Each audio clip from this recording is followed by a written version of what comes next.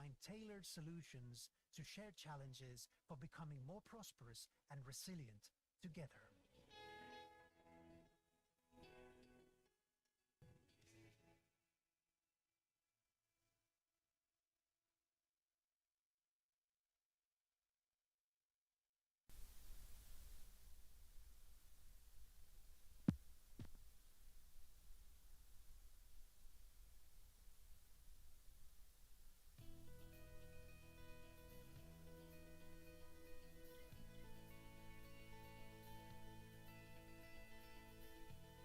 The regions in the northern periphery and Arctic face many challenges, such as low accessibility and climate change. For example, the Arctic is warming twice as fast as any other place on Earth. But these regions also have many assets, important innovation centers, abundant renewable energy sources, and a strong sense of community. For these reasons, the northern periphery and Arctic is a vast living lab. Sure. Finding solutions here will benefit locally as well as in the rest of Europe and beyond.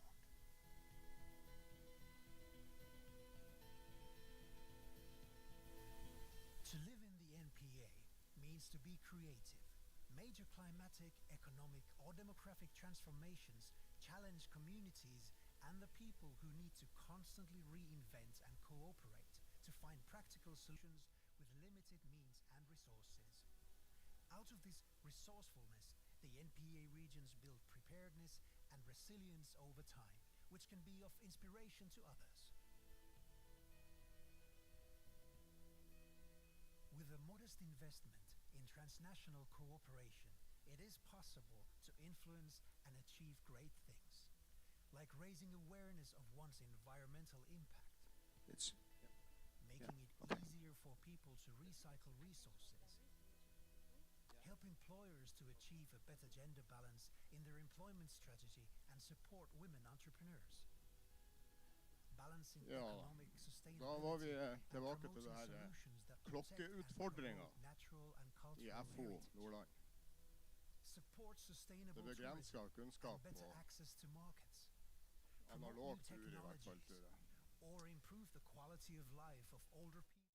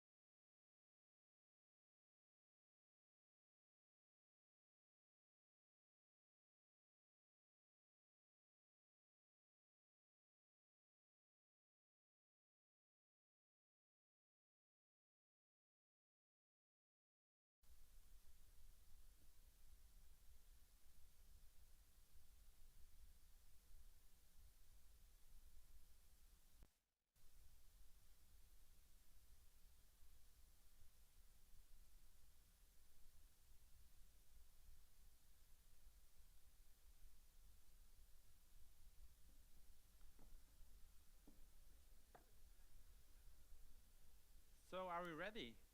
Yeah. So sorry for the technical issues. We're trying now to figure it out.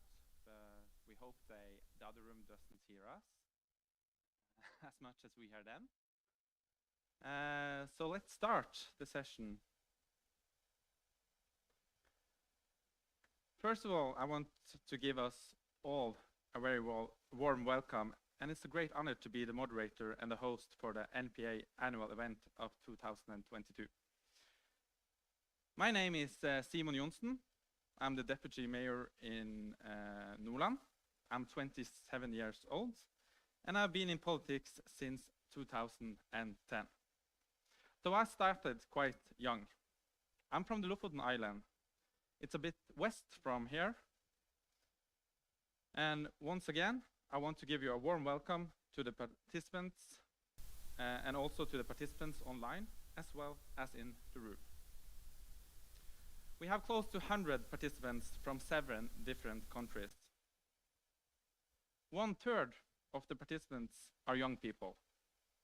And we are truly happy that you joined the conference and looking forward to hear what they have to say the next couple of hours. The title of the conference is Interreg Northern Periphery and Arctic Program's annual event. And this year is devoted to young people and the title Youth in the NPA, including young people in the making remote communities attractive. 2022 was and still is the European Year of Youth, shining a light on the importance of European youth to build a better future, greener, more inclusive, and a digital future. The Interreg Northern Periphery and Arctic Program embrace these EU-wide initiatives with an annual event focused on young people's ideas and visions for more proposers and attractive Northern Periphery and Arctic. After 2 long years of lockdowns and restrictions, the Interreg NPA is truly happy to meet you all here in person. For those who couldn't join us in this time, the event is also live streamed. We have a very exciting program ahead of us, getting to know the Interreg NPA program, hearing youth experience of living in the peripheral regions, discussing the opportunities that green shift brings to these communities. And after lunch, we will join a workshop led by a professor of ecological economy from Nord University to hear from you. Dear participants, what is your vision for the attractive and thriving communities in the Northern Periphery and Arctic? And lastly, we will share a good example and practice for how to involve young people into decision-making process. We expect to finish at 5 local time with the coffee and lunch break included. So feel free to share your day at the conference within your network on social media. And we encourage you to use the hashtags that you see on the screen, on both screens and the 3 screens. And we also encourage each other because we have a lot of people that maybe will have difficulties to understand all the English words. And we are sitting in a round table, so please feel free to ask or raise the hand if you have a question about words or pronouncing or something and doesn't understand what we are talking about. So first of all, let's now start, and we will start with having an opening speech from the mayor of Nordland County, Ms. Karianne Bøkestad Andresen. Karianne was elected as county mayor for Nordland County Council ever since 2019. She believes it's important to develop both the urban and the more rural areas in the region, and the new green industrial revolution will play an important role in enabling growth in Nordland as in other NPA regions. Ms. Andreasen is also very passionate about youth involvement and welcome the participation on the members of Nordland Youth Council at the County Council's meeting. So, Mayor Andreasen, the floor is yours.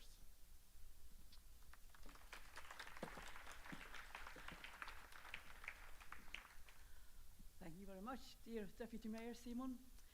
We work together quite a lot, so it's a pleasure to do being introduced by Simon. Well, good morning, everyone, and it's lovely to see you all again. It was a very nice reception last night, and I think some of you continued late into the night or early morning.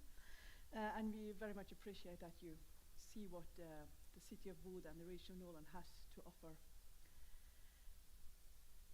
2022 is the European Year of Youth, as you all know, of course. And I think it's very interesting and useful that during this conference we will try and combine themes, issues such as the challenges that we all face, the green transition, and also seeing it from the youth's perspective. And I also think it's very good to see that many of you are half my age and less. I know that being young in our terms might be not what you, or you might not agree, because we call everyone under 35 for young people, but yeah, it's a flexible term.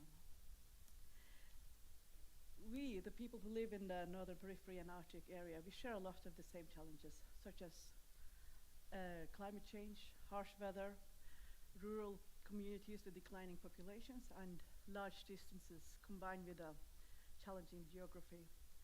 And Nordland, our region, is no exception to that. And of course, therefore, we think it's a natural place to host this annual event. Around 240,000 people live here in our region, and we have 25% of the entire Norwegian coastline, so a lot of transportation goes by ferries and boats.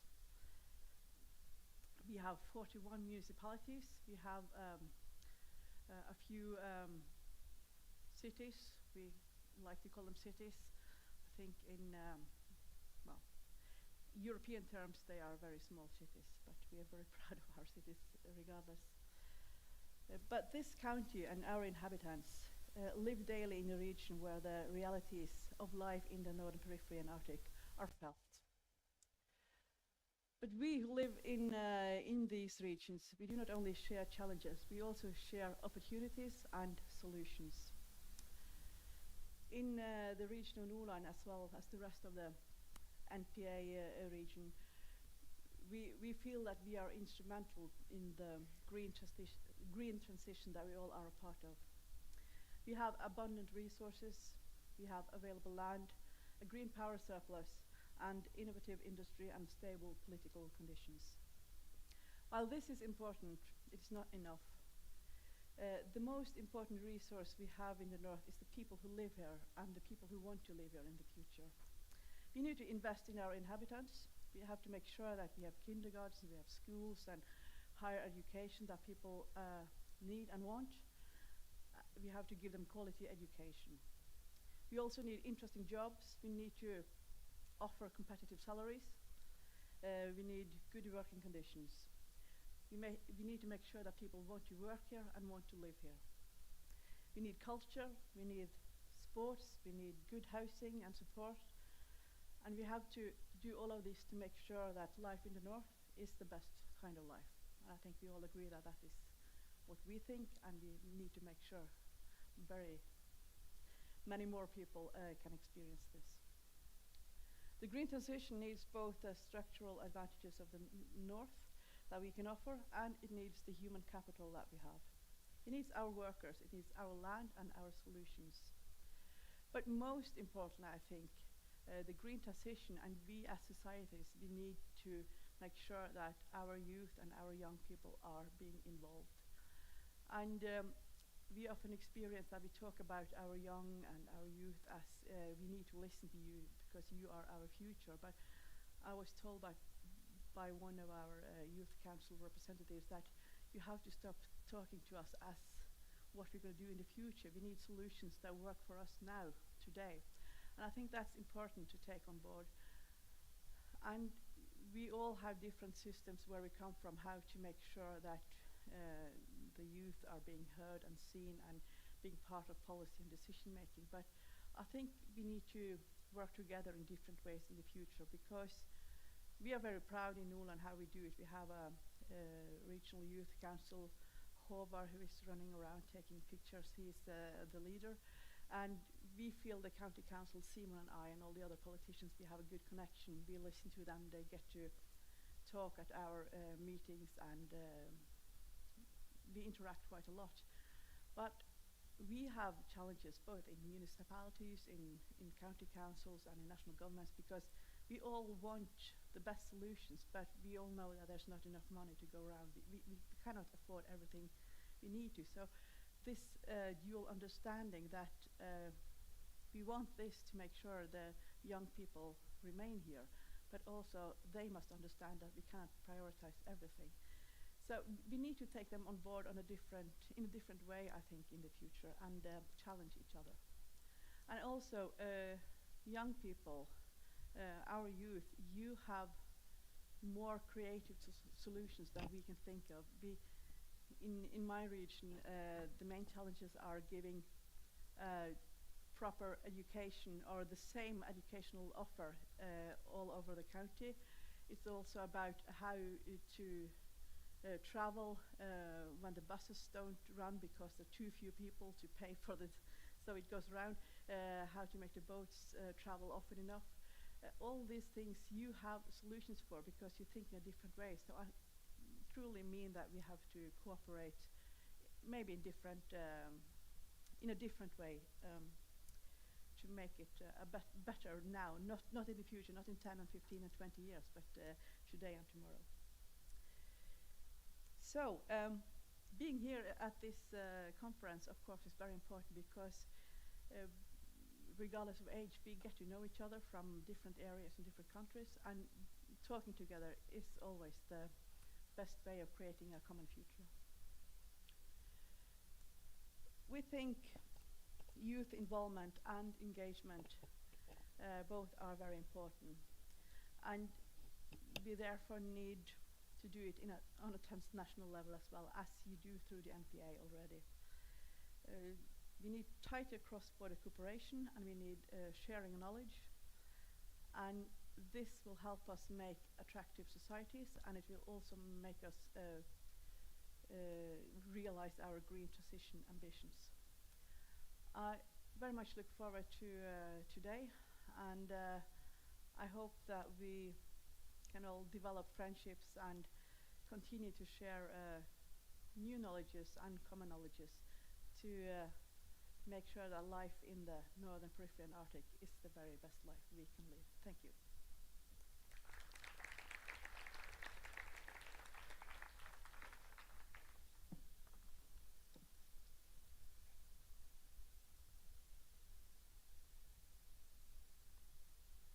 Thank you so much, the Mayor of Nordland County, for the speech. The Mayor will also join us later for the session on green transition. So now I will introduce Ms. Biljana Sirakova, who will give the opening speech. This is a pre-recorded video message. She has been the coordinator, the first EU youth coordinator since June 2021, working in the European Commission. In the Directorate General for Education, Youth, Sport and Culture, she aims to strengthen cooperation between all Commission's service on youth issues and to integrate the youth perspective into all relevant EU politics. So let's play the video message. Open the Youth in the NPA conference, which is organized in the framework of the Interreg NPA program and the 2022 European Year of Youth. My name is Biljana Sirakova, EU Youth Coordinator at the European Commission. This position was established as part of the latest EU Youth Strategy with the aim to connect young people, youth organizations and stakeholders with the European Commission and to contribute to the inclusion of youth voices and perspectives in European policies. This topic, youth participation in policy making, is important for us for many reasons. Firstly, we believe that young people have the right to be implicated in decisions which affect them today or may affect them in the future. Secondly, young people will ultimately inherit the outcomes of these decisions. They are our future leaders, politicians, citizens, and it is our shared responsibility to prepare them for all those roles. Opportunities which allow youth to think critically, to voice their opinions, to debate and co-create solutions are ultimately development and capacity building opportunities. This is how we invest in a well-functioning democratic society. We include young people in our policy making also because it is more efficient. And lastly, it is more effective. Young people have so much to offer: passion for the important causes they believe in, interest in connecting with their peers across borders and in exploring diversity of perspectives, creativity and innovative solutions, hope that change is possible, and desire to be part of the change. They can indeed provide a unique contribution to our societies, to all processes where we are searching for solutions to the most pressing challenges we face. So what is the EU doing to support youth participation? I will give you a few examples which I hope will serve as inspiration, including in the preparation of the future NPA youth strategy. Participation starts with information and communication. Young people need to be well aware of the opportunities that are available to them. They need to understand the decisions at stake, how institutions work, how they can practically contribute. In the Commission, we have one place, the European Youth Portal, which is the entry point for young people and where they can find such information in their own language. However, more and more, we are using the communication channels that they prefer, including social media and influencers. Next, I would like to mention structures and processes which enable youth participation in a permanent way. Networks such as the Young European Ambassadors, which support neighborhood and enlargement policies, the Youth for Ocean Network, the Youth Sounding Board, and the newly created this year Overseas Countries and Territories Youth Network. These are all bodies with clear mandates and which enable the direct inclusion of young people in policymaking. Another way we do this is through close partnerships with youth representative bodies such as national youth councils and youth organizations. They're in the best position to engage with people at the local level and to reach those young people who are not as engaged and active. Such partnerships need resources and dedicated funding. We fund youth participation through our youth programs, Erasmus Plus and European Solidarity Corps, but also through instruments such as the EU Youth Dialogue, which exists since 2010, with the objective to consult youth and to connect them with policymakers at European and national levels. The Interreg NPA program also provides such funding, and you will be able to learn more about the opportunities today. Networks, processes, and permanent instruments provide continuity and visibility for youth participation. This is why they're so important. Besides these permanent features, though, we have to explore new possibilities. This year, we launched a few new tools and formats for young people to speak up. We have a new Youth Voices platform, digital, where we invite young people to record short messages on a set of topics to share their ideas and solutions. And I encourage all of you to visit the platform. In addition, we created a pool of European young journalists and are organizing youth talks where young speakers are given the center stage. One of the flagships of this year has been the series of youth policy dialogues with commissioners, and 13 such events have taken place with more than 150 young people from 35 countries traveling to Brussels to take part in these debates with commissioners. So, information and communication, permanent structures and processes, new formats and tools for participation. These connect us with young people and enable them in being change makers. Today's conference also supports these objectives. It will explore the role of young people in making remote communities even better places to live.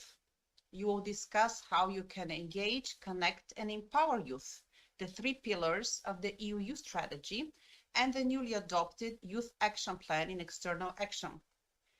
This year, there is strong momentum to do more and to do better youth engagement. I hope this becomes true for youth from the Northern Periphery and Arctic countries as well. Thank you for the attention, and I wish you a great Youth in the NPA conference.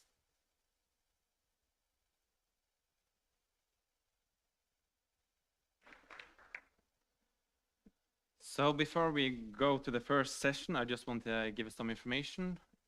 Feel free to take the reflector. I think that's the English name. In Norway, we call it reflex, but it's not an English name to the reflex, so feel free to take the reflector. As well as the wooden cup from Trøndelag County. You should also feel free to take one before leaving the meeting.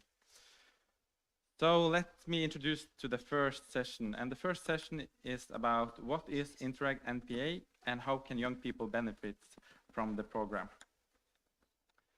Since today we have a couple of new people in the crowd, the Interreg NPA would like to present the program and provide more details about who they are, what they do, and what can the program offer to the young people. So first of all, let us welcome on the stage Kirsti Meinhammer. She is the head of the Secretariat of Interreg NPA, and Christopher Parker, Program Manager for the Project Development Support, Interreg NPA. So welcome on the stage. Give them a warm applause.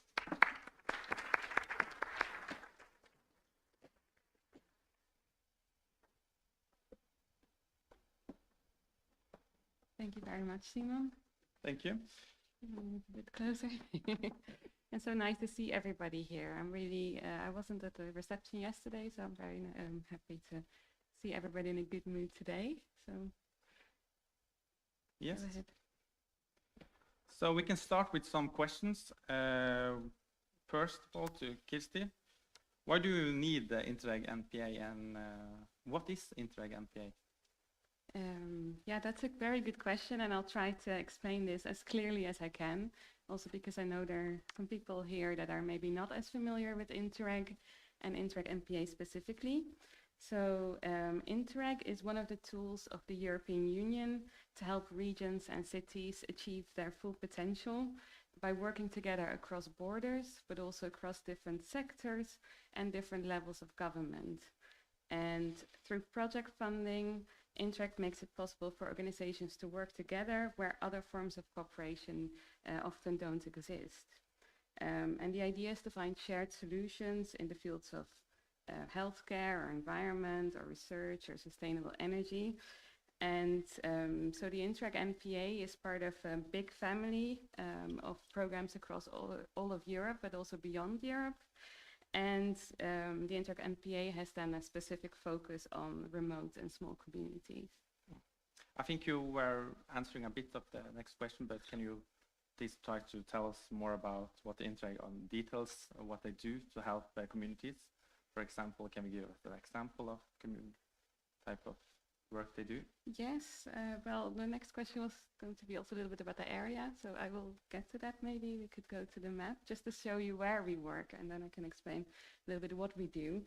The Interreg NPA covers regions in Northern Europe, some inside the EU and some outside the EU. So inside the EU we have northern and eastern Finland, we have the northern part of Sweden, and we have the west of Ireland. And outside the EU, we have the northern part of Norway, where we are today, and all of Iceland, the Faroe Islands, and Greenland. And this is a huge area, and the service is almost the same as about 70% of the EU. And we've already heard a little bit about the typical circumstances, the long distances, the small population, fragile climate, a lot of natural resources. And also an aging population, so young people are moving out often, and there's, compared to cities, maybe not the same level of good jobs and good educational opportunities. But even though there are long distances between these regions, and they deal with different languages and different cultures, and different systems. These regions face the same kind of challenges and opportunities, and they understand each other, and they can learn from each other. And sometimes it's as simple as just teaming up to have more power and influence. So this is the region we work with. So to Christopher, how can I be involved in the Interreg NPA? I was going to say a bit more about what we do. What you Sorry. do, yeah. So the Interreg NPA 2127 is a program that we developed with people from 7 countries that we work with. And it's a plan basically that describes what we plan to support in the next 7 years. And it fits with EU goals of a smarter and a greener Europe, but it also fits with the situation in our program area specifically, because each region has its own strengths and opportunities, and so we focus on those topics where working together is better, is cheaper, and is faster than solving the problem by yourself. And we will give money to projects that develop their innovation capacity, that develop new services or help small companies become greener and more innovative.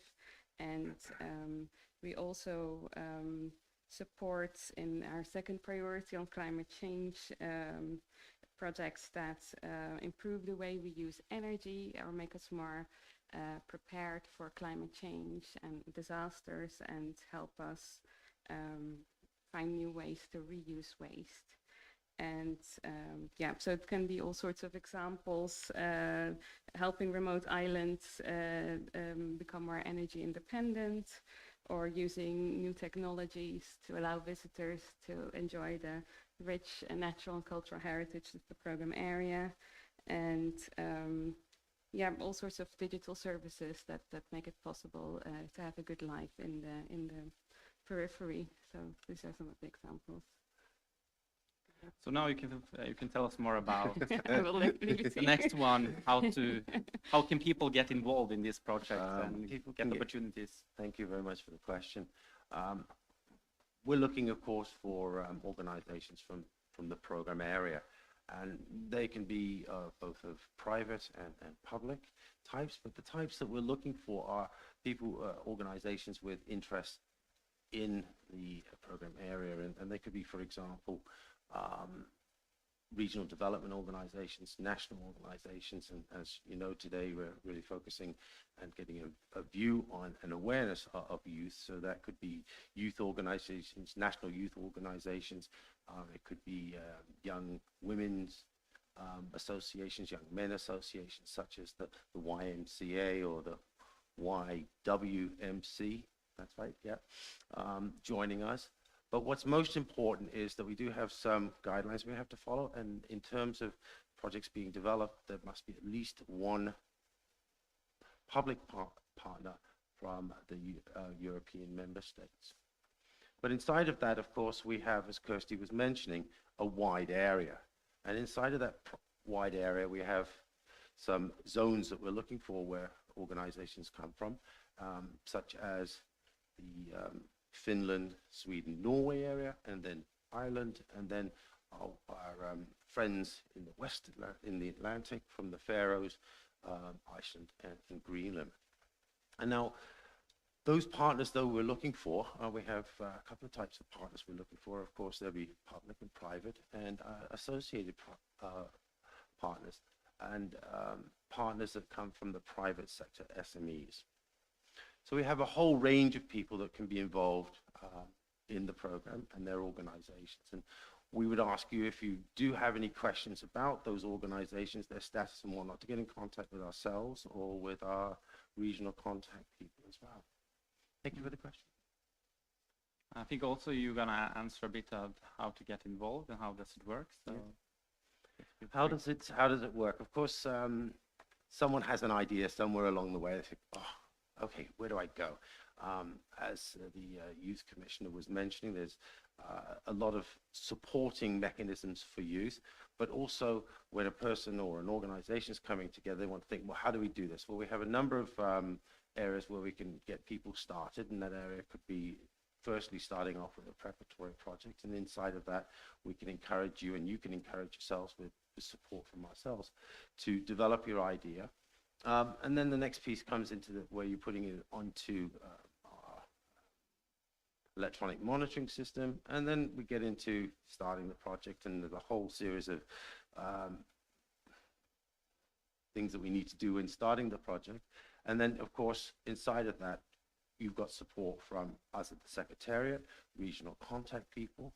The reason why regional contact people are very important is if you're in Finland, you can go and talk with regional contact person from Finland, Paula Mikkola, who's somewhere in the crowd today. So, and there's other regional contact people from Ireland and from Norway, from Sweden. So if you see them and they identify themselves, they're people to talk with. They provide support in bringing partners together from their countries together. And of course, we meet, as we are tomorrow, with lead partners in our first call. So there's that kind of support that's ongoing. And of course, today in the modern age, we've got the internet, we've got all of our resources that we have electronically to support yourself as well. We have open competitions. We've had 2 so far, 3 actually. Our first call, which ended with decisions in December. We've got a second call for main projects that's just opened, and we're just about to make some decisions on preparatory projects. So there's an ongoing system of projects that are open for joining us in starting off basically with an idea and to the competitions. And of course, we have to go through a process, not to be too technical, but we have to assess them, and then the monitoring committee approves them. So when is the next opportunity to get involved in this project? Next opportunities.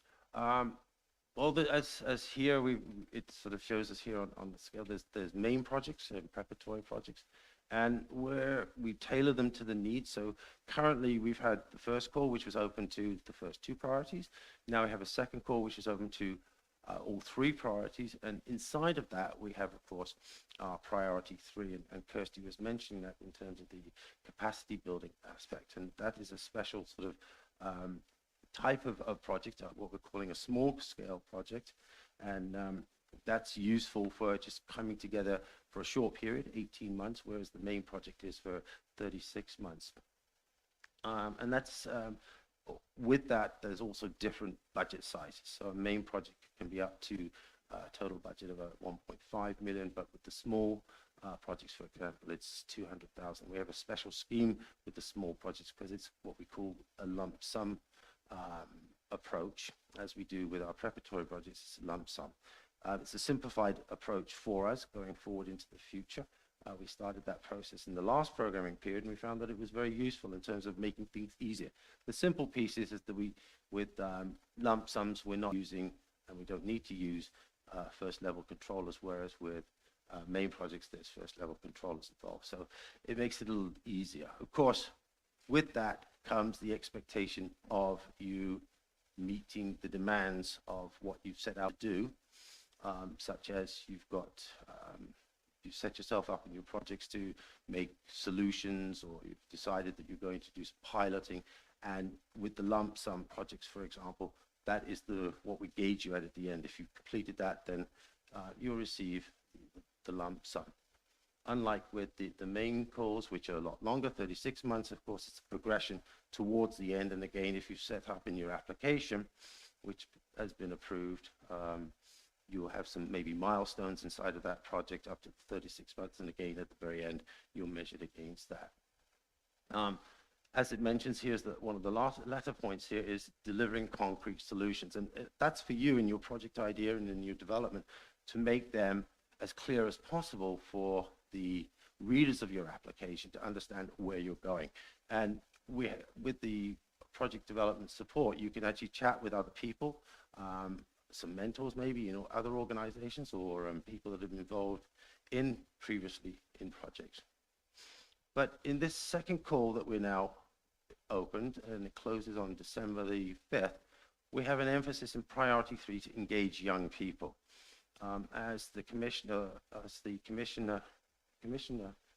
was mentioning, there are groups in which you can go and talk to with young people, and the idea is in the second call in priority 3 to reach out to the youth. And as I was mentioning, they could be national councils, they could be young women's or young men's group with a remit to be involved in a project. And this priority 3 is about engaging and building capacity.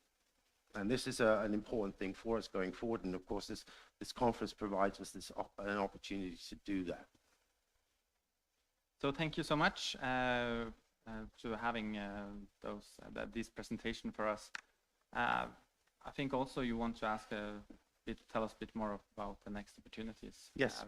Next opportunities, as I started to mention, was we've got a call that closes right now on December the 5th, which is not right now, but very soon. And decisions will be made in March next year, and before that we will do an assessment process, and inside of that assessment process the program secretariat is involved, regional advisory groups are involved, and then of course the final decision is made by a monitoring committee in March. We're looking to make a second call for preparatory projects, and they can be either 6-month or 12-month, and with each one of those, the 6-month is a 50,000 euro budget, and with the 12-month preparatory project, that's 100,000 of the total budget. So there's two opportunities. You may have an idea that's really ready to go, and you only need 6 months to bring people together to get the genesis of the idea moving and to make your partners, and then spread your partnership to then prepare for a main project in 6 months, or you could be looking at a longer term, and that's 12 months. Again, aiming for a call, and our next main call after our second one closes, we're aiming to start in April, and again, decisions will be made sometime in the autumn, more than likely in September. We haven't set those dates yet. And for that third call, we will be producing what we call a terms of reference. And inside of that terms of reference, we list what we're looking for. And as each call goes along, we see that in priority 1 there's been a lot, and not so many in priority 2, and maybe less in priority 3. So with the guidance of the monitoring committee, we can fine-tune what we're looking for and help the project developer and the project idea holders to sort of finesse their ideas.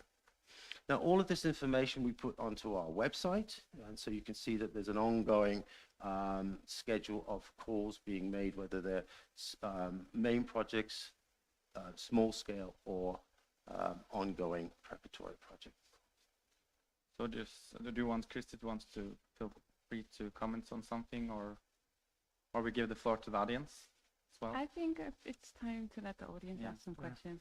So we want to thank you, Kirsti and Christopher, for giving this presentation for us. And we also want people from that follow us live, that want to ask questions online, to join us on Slido and use the hashtag NPA 2022 Bodø. Bodo, not Bodø, but Bodø. We pronounce it Bodø.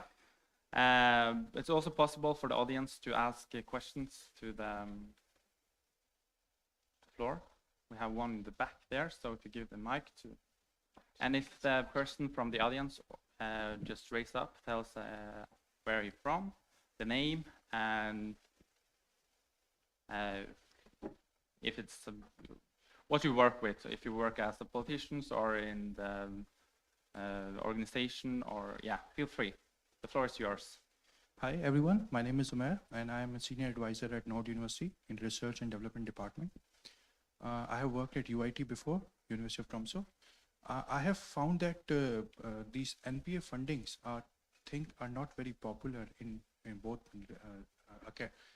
universities and industries. And one reason that I have found is that you have a lot of self-funding requirements, like 50%.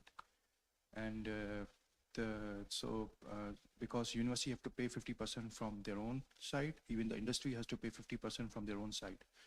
So how do you deal with that? Is it possible that you reduce the self-funding requirements both for industry and university, so that you can, keep projects more coming into your, or more projects to be applied at Interreg? Yeah, thank you. Shall I? Oh, you're going to take that? you mentioned a very important sort of keyword for us. When project developers are coming together, they have to think about how does the project get financed. So in the case of Norway, the members of the monitoring committee, when we were developing the program, decided that in Norway there will be a 50% intervention rate. With the member states, they decided to be 65%. That means the 35 comes from the partners involved.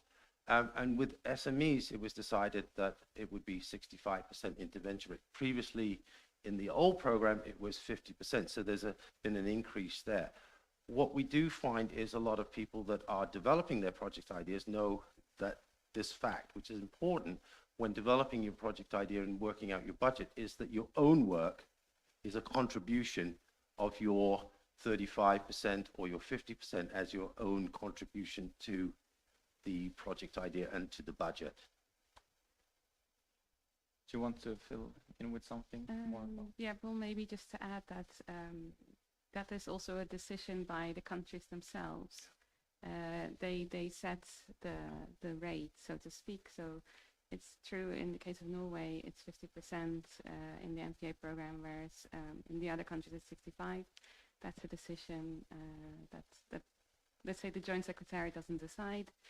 But I would say that despite this, there is people from the industry, from universities and other organizations, they find enough sort of reasons to cooperate because our program area gives opportunities that other Interreg programs do not offer. For example, the cooperation with the North Atlantic countries. So it might not be compared to some other funding opportunities. It might give less funding, but there are other benefits, so to speak, to participating in the NPA than only the financing. Do we have any more questions? One? I think we have one from online. Is that correct? Or Yes. yes? Hi, thank you, Tom. Online, I would like to read your question. How can we get in contact with potential project partners and project ideas? Thank you. Good question. Thank you very much for whoever sent that in online. As I mentioned, we have a network of regional contact people. There's ourselves at the Secretariat, and inside of the regional contact person's sort of world, they also have contacts to other people in different sectors. So if someone had an idea and was interested to reach out to find out other interested people, we'd forward that between the regional contact points to then farm out the idea to see if there's other people that are interested as partners to join. We have had on occasion where we've had sort of partner search activities taking place. So there always is an opportunity to speak with ourselves or with the regional contact points. Anyone wants to ask a question or follow up? We also have some questions as prepared that I'm wondering about. So first of all, to Kirsti, it is understood that the second call has a special emphasis on young people and have simpler rules to run the project. Will the future calls always this option, or is this the only opportunity for young people to run a smaller and simpler project? That's a good question. The smaller projects is in this priority 3, which focuses on, actually I should have mentioned that earlier in my presentation, it focuses on cooperation opportunities, so helping communities make better use of cooperation opportunities. And we have small scale projects with simpler rules. And now we have sort of emphasized young people participation, but it's actually for all types of stakeholders, and it will remain throughout the program period. So it's not just for now, it's simpler rules. And how can young people find more information and guidance on how to write an application or find inspiration for project ideas? I would encourage any person from a youth organization to, of course, get in contact with us. And in every country, there's always a youth council, a national youth council. And mentioned there's youth organizations. But the thing would be, because the youth are new to project writing, that they should get in contact with myself. And of course, there's information that they can get from our program manual and also on our website. sometimes that can be seem like overwhelming, and making that phone call or asking for a meeting in Zoom or Teams is one way of sort of breaking the ice to find out how to get access to the resources that we have available on our website and, of course, in our network of regional contact people.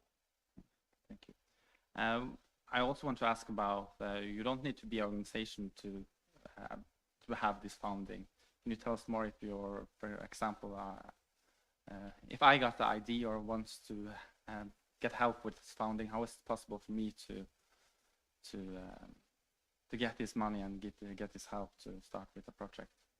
Yeah, so we know that this is actually a wish from young people to the entire Interreg community in all of Europe, that it should be possible not just for organizations but also for individuals to get Interreg funding. And unfortunately, I have to say that currently the setup is not really geared towards individuals to receive funding, not only not young people, but in general. It's in the way that the types of costs that are eligible and also this self-funding mechanism, it's not really geared towards individuals. However, there are other ways for young people to get involved. As Christopher mentioned, maybe as an organization, so as a youth organization or youth council. But also I would encourage our, let's say, regular project partners to involve young colleagues or maybe interns to participate in the project. There's also something called the Interreg Youth Volunteer, which is a special scheme run, a European scheme for youth volunteers to join projects or programs. And there might be some projects that are particularly aimed at involving stakeholders, also young stakeholders, so that's another way. And then finally, as a program, we are hoping to find also an organization representing youth in the program area to become part of the program decision making, so our monitoring committee. We haven't found that organization just yet, but we are hoping to do so, so that young people are actually also at the table when we make project decisions. Does anyone want? Yeah, we have one question in the back. I think we have also, after this one, we have opportunity to have one more question if someone feels free. So if you raise your hand after this one, we take it in the same time. Just one question. Thank you very much. Morning, Kirsty. Good morning. Just a very quick question. And first of all, thank you for the great welcome here in Ulu. It's fantastic. Not sure how to pronounce it, but we'll give it a go and hopefully get better by the end. Just a quick one. I love the connections, and I understand that we've got to connect with youth and you know that sector, and that's fantastic. My question is related to some of the wider thinking that used to happen, and I think still does, with Canadian, the wider Arctic area. Have you any advice or guidance? Because that's particularly challenging to reach out to those type of organizations, and I don't know if you have any guidance on how we should or if we should. That would be most appreciated. Thank you. Yes, so we have in the program sort of a tradition of also working together with organizations even beyond our quite big program area, among other places in Canada. And we are currently actually talking with the Canadian government to see how we can continue that type of involvement, because we know the networks are there and there's also interest from Canadian organizations. We could see that in the last call we had in the sort of old program and in preparation projects for the current program. So the rules have changed a little bit about involving partners from outside, making it slightly less flexible than it used to be, but we are talking to, among other people, the Canadian government to see how we can set things up so that that will be possible. Yeah. If I may, we've had this question before, and especially from Irish partners such as yourself, who've had a keen involvement with the east coast of Canada. And what we've sort of said is, well, if there is an interested, let's say in this case, Canadian partner, they can be involved as an associated partner. That means that there's no money going to them, but they can come to the table and join in with what's going on in the project, basically sitting in and possibly giving advice to the partnership and on the idea and where they're going forward. So that's one way that we can keep our friends, for example, in Canada, involved. as Kirsty was mentioning, the instruments that we had in the past program are no longer available to us, which makes it less of an incentive. But as Kirsty was mentioning, there are conversations now going on to dialogue with the Canadian government. So fingers crossed, because there's a lot of similarities between our Canadian friends on the east coast of Canada with the west coast of Ireland and the west coast of Norway, for example. So that would be one way I would encourage you to be involved.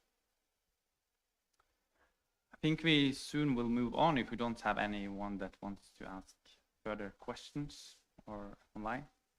It seems like you have been correctly and understanding to the audience. Thank you very much for Christian Stocker for this contribution. And we will go to our next session. The next session is about life in Europe's peripheral areas. Here we will hear from 4 young people from across the NPA region, how it is to be young and live in remote areas and how they imagine prosperous and attractive communities in the future. First, I want to welcome on stage, firstly, Nils Anda Bayer.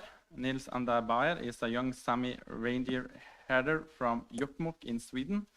Throughout his time at the university while studying history and archival science, he has learned how the indigenous people and youth in the cities stay connected with the culture and what they mean with being indigenous. Nils is working as an archivist and research assistant at Atja, Swedish Mountain and Sami Museum, where he's trying to bring Sami perspectives into the research to lift not only the Sami culture, but also the culture in more urban areas. So give a warm welcome.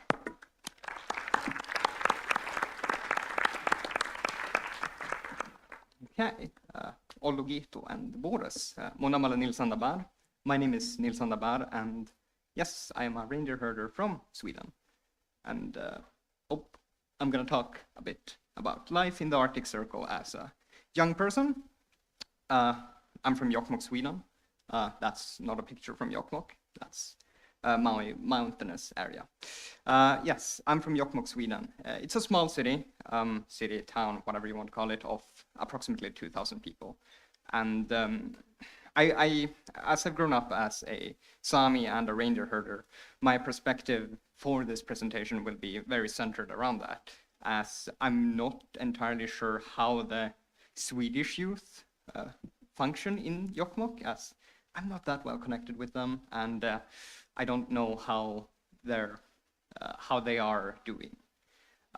So the Sami youth in Jokkmokk, as I said, I'm a reindeer herder. We have a lot more obligations, quote unquote, as we have a very specific lifestyle.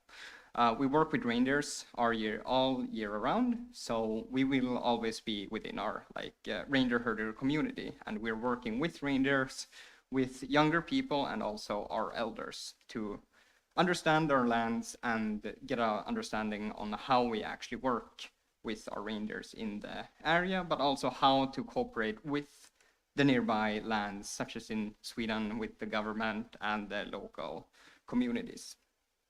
Of course, there's not just reindeer herder perspectives, but we have a lot of Sami youth that aren't reindeer herders. There's 10% of us are actually reindeer herders in the Sami community. So there's a lot of more just non-reindeer herder Samis in Jokkmokk. And we also work a lot with them with different kind of projects. We try to do workshops. We have a lot of Dwatchi, which is Sami handcrafts, where we have different kind of project with each other, so we can have this kind of community and well-knit communication with the Sami youth, not only from Jokkmokk, but also from other cities such as Kiruna, Gällivare, Luleå, or even Stockholm, where a lot of Sami also live. So we try to create this connectivity from all different towns and areas in Sápmi and Sweden and Norway and Finland to make the Sami community as well knitted together as possible, but also to create a clear visibility that we still exist, that the Sami people aren't something from the past, but we actually are part of the Nordics and the Nordic culture. As I said, we have a lot of Sami associations in Jokkmokk. This photo was actually taken 4 weeks ago, approximately, when I was in a workshop in Gällivare County in northern Sweden. We were maybe 14 young reindeer herders from 5 different Sami reindeer herder communities. And we were talking on how we can get grants and how we can work within the national park system Laponia in Sweden. So we were talking our challenges in the area, what we benefit from it, but also how we can cooperate from the different communities with each other to create a well-knitted and organized group to help each other if there's any kind of problems within our borders. For instance, one of the groups has had a lot of issues with mining, so they've talked how they cope with the mining issues and how you can work with reindeers within the mining context, but also how to push against the mines. And my community talked a lot about the forest industry and how we are currently dealing with them. But of course, it's not just happiness and rainbows, as there's a lot of problems within the community in Jokkmokk. As most Arctic and rural areas have, it's a lot of population drain, especially from young people, as the small cities don't really have that many opportunities. I am also one of those people that actually left my hometown for a while to study, as there isn't that much. You can't study in university in your hometown. You don't have that many jobs anymore that are from like highly educated areas. So most people move out to bigger cities to find more opportunities. But it's not only for work, it's more for social life also, where there's a lot of clubs and whatnot that you can join, and there's a lot more to do in bigger cities compared to the smaller ones, if you're not used to the small towns. But obviously there's a lot of more pros, at least for me as a reindeer herder, as I am more well connected with the lands where I'm from. In a big city, I feel always very claustrophobic, and I have a lot of issues, especially like in Bodø currently. I don't like just how claustrophobic it feels. It's too closed up. So there's a lot of, it's easier for us to come to nature when we're in our own smaller towns and too close to our own communities. But yes, what else? The big cities are a huge attractor, obviously, for young people. But what we're trying to do is we're obviously wanting more Sami to be highly educated and get a good education so they can actually do a difference in the community. But also we want them to come back to our communities. So they don't only go to, let's say, Stockholm or Luleå and stay there, but they come back to Jokkmokk and actually bring back their education and help the community grow in a more positive manner, so it doesn't stagnate and fall into nothingness, really. And this is something that has been ongoing for 10, 20 years. It's been always the cycle that young people leave, some come back, but most of them leave. So we're trying to break that and get more associations, but also to actually create an environment where young people actually can move back in and feel that they are actually having an improved life. And what else? In the future, as I said, we're hoping to build it up. If our town doesn't become a mining town, which is an entirely different can of worms, I'm not going to go into details, but if you want to ask about it, I can answer. But we're trying to build up a community that is welcoming and developing people to actually understand why we're a part of the Swedish community also. So we're trying to actually create a picture that we actually still exist. There are still young Sami people that are trying to make a difference and open up the community for the greater community in the Nordics.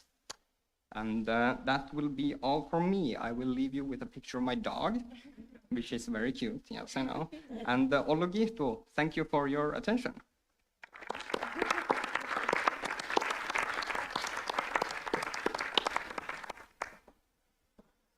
Thank you so much. Now I want to welcome the second speaker, Birgitta Matras Pettersen. Birgitte Matres Pettersen, she is a student at the University of the Faroe Islands and the vice president of the Faroe National Union of Students. Born and raised in Klaksavik, a small town with approximately 5,000 citizens, she spends a year as an exchange student in Birmingham in United Kingdom, where she developed an interest in history.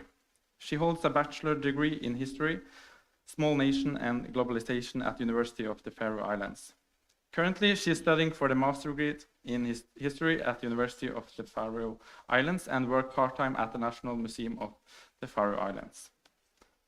So let's give a warm welcome and welcome on the stage to Birgitte.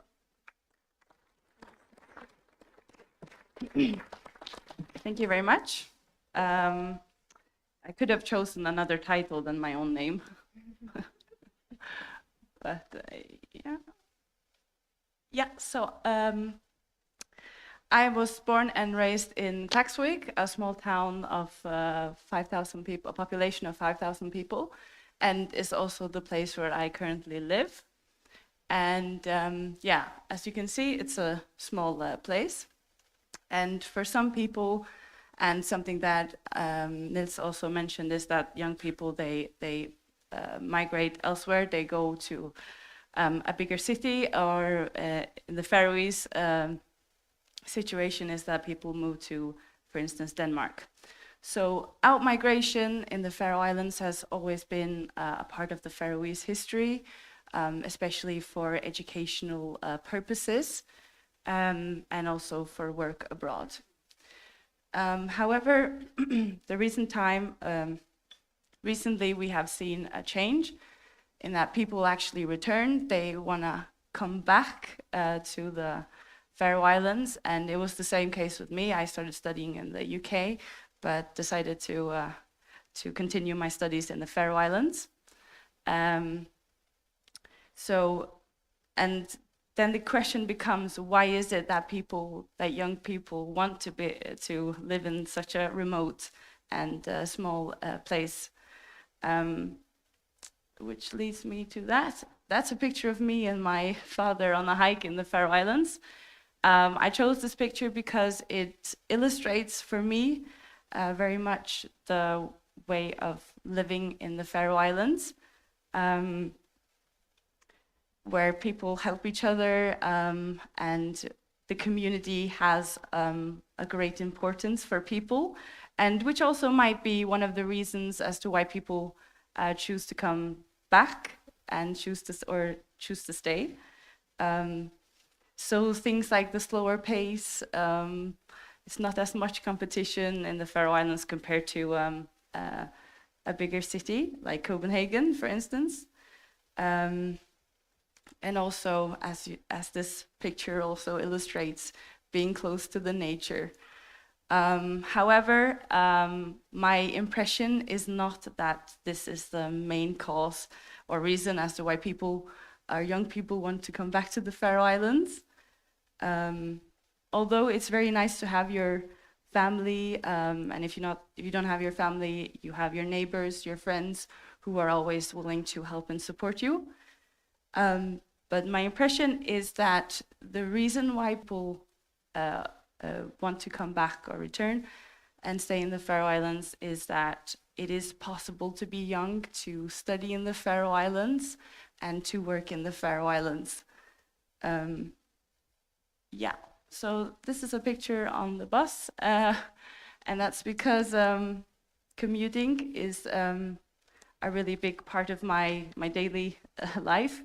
I study in the university, which is located in Tórshavn, the capital, and as I mentioned, I live in Klaksvik, and that's approximately 1 hour away by car and 1.5 hours with bus. And also, being on a bus is also a part of my life because most of the cultural activities, so things with youth, they are usually, those events are usually in Tórshavn.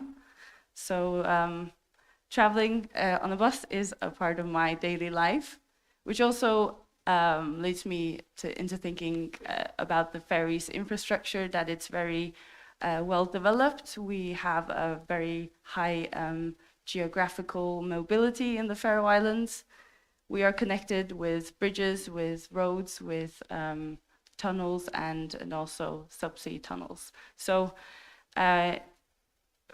if in 2005 or something like that, for me, I would have to take a ferry to the Faroe Islands, to Tórshavn, considering that it only takes me 1 hour if I take a car. So it is definitely possible to live in a different village or town and still be able to study and work in the capital. So this is a picture that I took on an evening walk in the in Klaksvík, and I think this illustrates the Faroese, the life of young people in the Faroe Islands. It's quiet, and you can almost hear the sound of silence in this picture, and the serenity. So it's quiet, and it's not a bustling city like Copenhagen or other places. Yeah. But however, as most people mentioned already, is that we are dependent on our very unpredictable weather,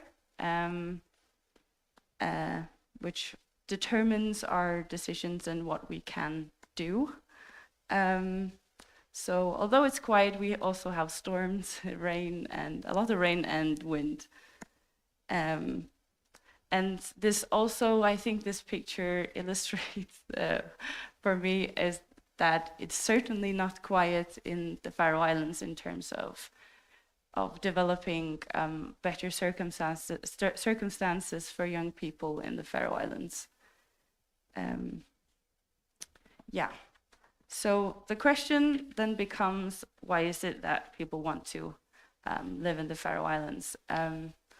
So clearly we have some of the good circumstances, but of course we are in competition with the outside world, and the difficulties in the Faroe Islands currently is that we have a lot of people returning or staying, and they don't know where to go. They don't know where to live. And we have issues with the housing possibilities. So low-cost accommodation for young people is absolutely vital. It's the most vital part for young people to be able to stay, obviously. Yes, and also I think inclusivity in higher education is something that the Faroe Islands must focus on, as we also have people from other countries that do not speak Faroese. So in my university, Faroese is the main language that we use, and so inclusivity in higher education, I think it's very important, and also a part of the process with Bologna and Erasmus+. Yes, and I feel very inspired by this conference, as you mentioned that we need to make young people heard, something that we might be lacking in the Faroe Islands. So councils and also listening to young people in the municipalities and so forth. That's what I have to say. Thank you for listening.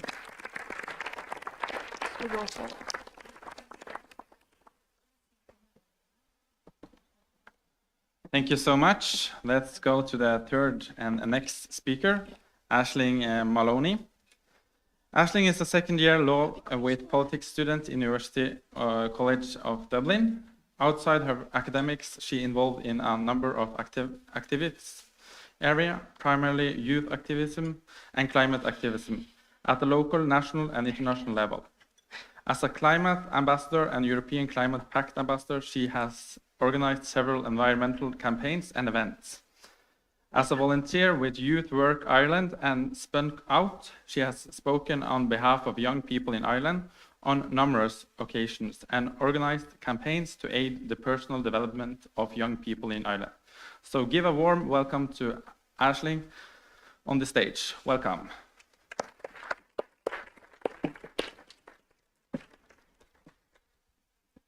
Hope you all can see me and I'm not playing too much into the stereotype that all Irish people are short. Um,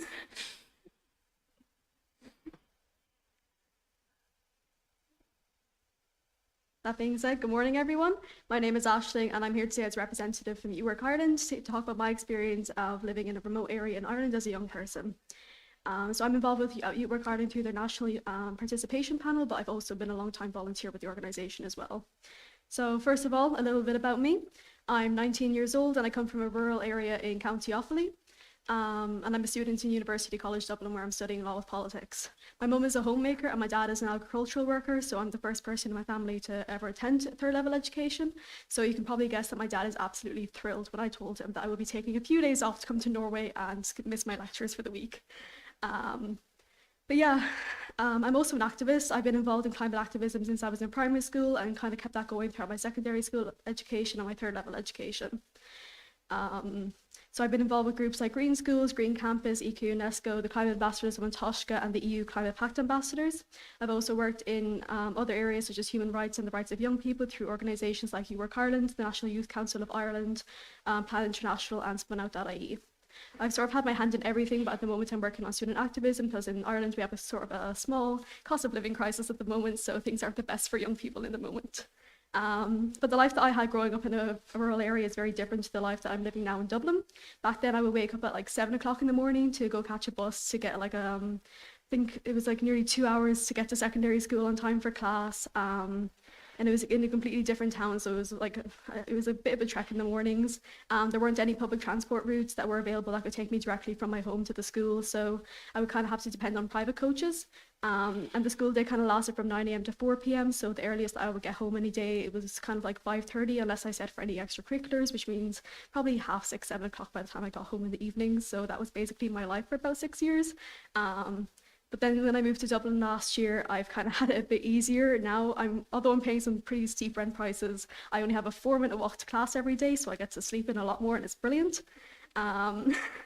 If I want to go somewhere, the bus stop is only a 5-minute walk away and there are routes that can take me like anywhere in the city if I want to. So needless to say, it was a bit of a shock for me to move to Dublin when I had only visited the city a handful of times before. And I sort of realised how much of a gap there is between the way that people live in an urban area like Dublin compared to like a rural area where I'm from. Because one of the largest struggles for young people in Ireland is the lack of public transport networks. And one of the issues that keep coming up is like there's no train from Donegal, which is like at the north of Ireland. So if someone wanted to get like to a conference in Dublin at 10 a.m. from Donegal, they'd have to leave at like 2 o'clock in the morning, which is absolutely insane. It's the same for me at home as well. Like if my dad wasn't around to drop me into town, it would take me about an hour and a half to walk into town to get to the bus station. And for a while during the summer break, the bus and train stations were closed for maintenance, so I ended up having to drive 40 minutes to the next town, and that definitely wasn't walkable. So my poor dad had to end up like bringing me throughout the summer so that I could go to like all my conferences and stuff. But a lack of resources isn't just an issue in terms of public transport. The same kind of happens with climate action, for example. As I said earlier, I'm involved with climate action and climate activism in school, so I was always trying to stay up to like what was happening in the climate action spheres. Clearly, I was one of the cool kids in school. But when I started seeing like the Fridays for Future movement happening in Dublin, I was like really interested and wanted to get involved. But just because of the fact that I was in a rural area, I couldn't. Because first of all, I couldn't afford the cost of traveling up and down to Dublin on like a regular basis. I'm from a low-income family, so it just wasn't feasible, and I didn't want to kind of put that burden on my parents. And secondly, there just wasn't any movement in my local area. So I found it very difficult to get involved and stay focused on like the kind of issues when I was so geographically removed and isolated from it. My teachers and my parents were like so incredibly supportive, but at the end of the day, it wasn't the same as having a sort of peer network around me that I could lean on and support and ask for advice. It was only kind of when I moved to Dublin last year for third level education that I kind of got more involved in climate action, because literally everything is in Dublin. All the resources are there. And without recognising the barriers for participation and providing support, it's impossible to kind of have a fully engaged and representative cohort of people. Because a lot of the resources are allocated to Dublin area, which means that the rural areas are often left behind. In my area, we weren't able to access any Wi-Fi service at home until 2018, around the time that I was finishing my junior certificate exams, which is kind of the first set of exams that we do in secondary school. I was thankful to have it, but I still feel like it should have come a lot sooner. When like like people down the road from me were able to access Wi-Fi, but I think there was like a 50-meter difference. It means that I wasn't able to access it for 4 years later. And then the final challenge facing rural Ireland is depopulation. Dublin doesn't just have lots of people living in it, it has lots of jobs too. Half of economic activity in Ireland is based in Dublin, and 42% of graduates live in Dublin as well. So where does that leave everywhere else, like the 4 regional cities and the towns and villages? You don't have to drive too far beyond the counties bordering Dublin to find the answer. Once busy towns have kind of been reduced to dormitories like that serve the inner city areas, and further out, formerly busy main streets are dotted with empty shop windows. And this growth has brought its own different issues as well, such as like congestion, high housing prices, creaking public transport, higher emissions. The solution is not necessarily few people living in Dublin, but there is a growing sense that a more radical effort is needed to halt the decline of rural Ireland. So what are the solutions for our rural towns? Well, the best way to tackle regional inequality is through autonomy, which is basically self-governance for those of you who don't know the term. We have cities and towns with little autonomy. They're relying on Dublin to kind of meet their needs, and there's always kind of a mismatch between the needs of those areas and what is actually allocated to them. When you compare Ireland to the rest of Europe, we have the lowest levels of autonomy when it comes to local government, and I suppose the kind of only solution to that is devolving the decision making, like passing it down to these local governments. So like devolve the resources and then let the towns decide for themselves what interventions are needed to solve their issues. Cork, Limerick, Waterford and Galway, they all need greater autonomy as they're like regional cities should like be given as much of a say in what how they're governed as Dublin has, and they should be collaborating to make the case for better like internet connecting infrastructure and for direct investment. Because tourism alone isn't enough to save a town if you don't have the kind of supports, the social infrastructure and the sense of community to sustain a population. There's just no reason to think that you'll attract people if you don't have any of those things. So ultimately it's down to the people. The community has to play their role in driving change and need to put the pressure on the decision makers. So in the next 20 years, I hope that the trend of generation immigration will come to a stop. Ireland has always kind of had a reputation of immigrating ever since the Great Famine, and ever since then, there's just always been issue after issue that has caused that trend to kind of keep going. And I just find it heartbreaking that so many young people are moving away from home out of necessity rather than a choice. I'll show you here now if I figure out how to work this. So these are all kind of big photos I've taken on different family vacations. This is down in Tralee in the south of Ireland. That will be in the west of Ireland as well. That is a home photo, that's my dog. And then that's for the Wild Atlantic Way in the west of Ireland as well. So I added in these photos because just to show when young people move abroad from Ireland, so when they move to Australia or America, this is what they're leaving behind. They're leaving behind their home and their culture and their heritage. And just the only reason that they're moving is because they can't exactly afford a certain standard of living staying in Ireland. And I don't want to leave any of this behind just for the sake of moving somewhere where I can afford a certain standard of living, because this is my home at the end of the day. I'm very proud to be Irish, but without changes being made, I might not be left with a choice at the end of the day. Yeah, thank you all for your attention today, and I hope that you enjoy the rest of the conference.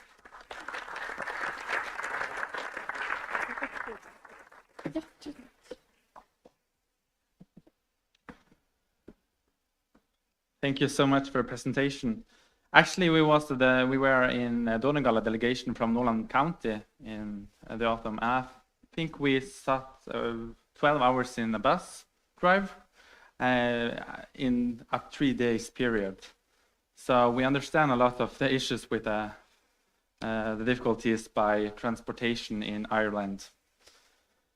We will move on to the next agenda, and we will welcome Christina and Leah on stage. Christine Flem-Villassen is a member of the Young 2024 board. She joined Bodø 2024 because she wants to develop the city, especially for young people, and try to create meeting places and events for them. In her spare time, she does songwriting and singing, in addition to working a lot with cultural events and projects in Bodø. Lea Sofie Myhre is also a member of the Young 2024 board. She loves to play tennis, go for hikes, and sing loud. With Bodø 2024 initiatives, she hopes to create meeting places for young people and believes that including young people in the cultural life of the city is of great importance for the future. To those of are familiarized with the Bodø 2024, it's the European capital, the European Year of Capital, and the Young 2024 is the Young Board of the European Capital.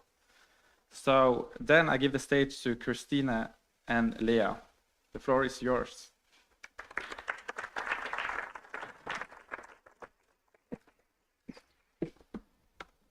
In 2024, Bodø will, together with Norland, have the title European Capital of Culture, as mentioned.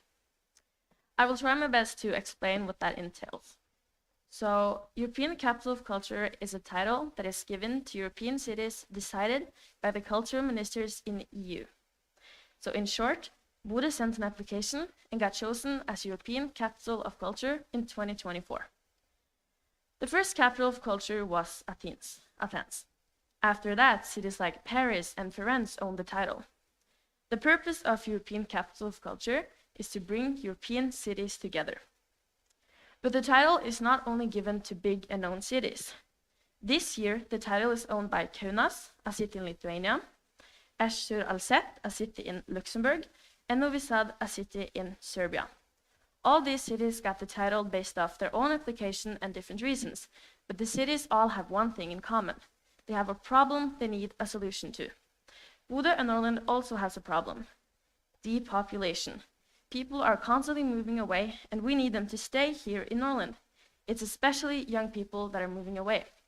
Therefore, the youth project is a big part of Bodø's application for European Capital of Culture, and Bodø 2024 is therefore exceptionally aiming for the youths and is in a European context the greatest at youth participation. Young 2024 will have its own program for 2024. This program will be established and put together by the youths in Norland. It's important that all youth in Norland feel ownership and affiliation to the project. And we on the board are actively working on how we are going to include all of Norland, because every little part of Norland is as much a part of this as the bigger parts. Me and Christina are, as mentioned, both members of the board. The board consists of 7 youths plus our youth coordinator, Charlotte Nyheim, and our program consultant, Cecilie Høgseth. The ages of the board members range from 13 years old to 18 years old. I am 14 years old and Christina is 17, turning 18. One of our board members is excellent with cameras and creating videos. Christina here is a musician, therefore very good at singing and making music. Some are good at social media, some just float around different interests. I see this as a huge benefit and a huge opportunity. We get the opportunity to work with our own interests, and we get a wider perspective.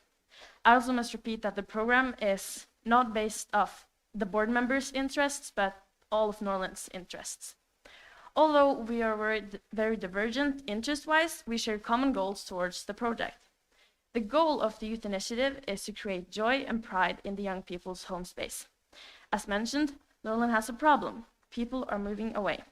But if us living here can look back at our youth and know without a doubt that we felt a sense of belonging, mastery, inclusion, and can remember Norland as a positive place to live, we should be at least one step closer to solving the problem with depopulation.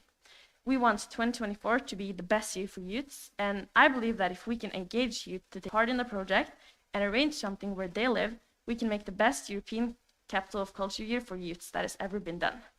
Now Christina will continue. Let's see.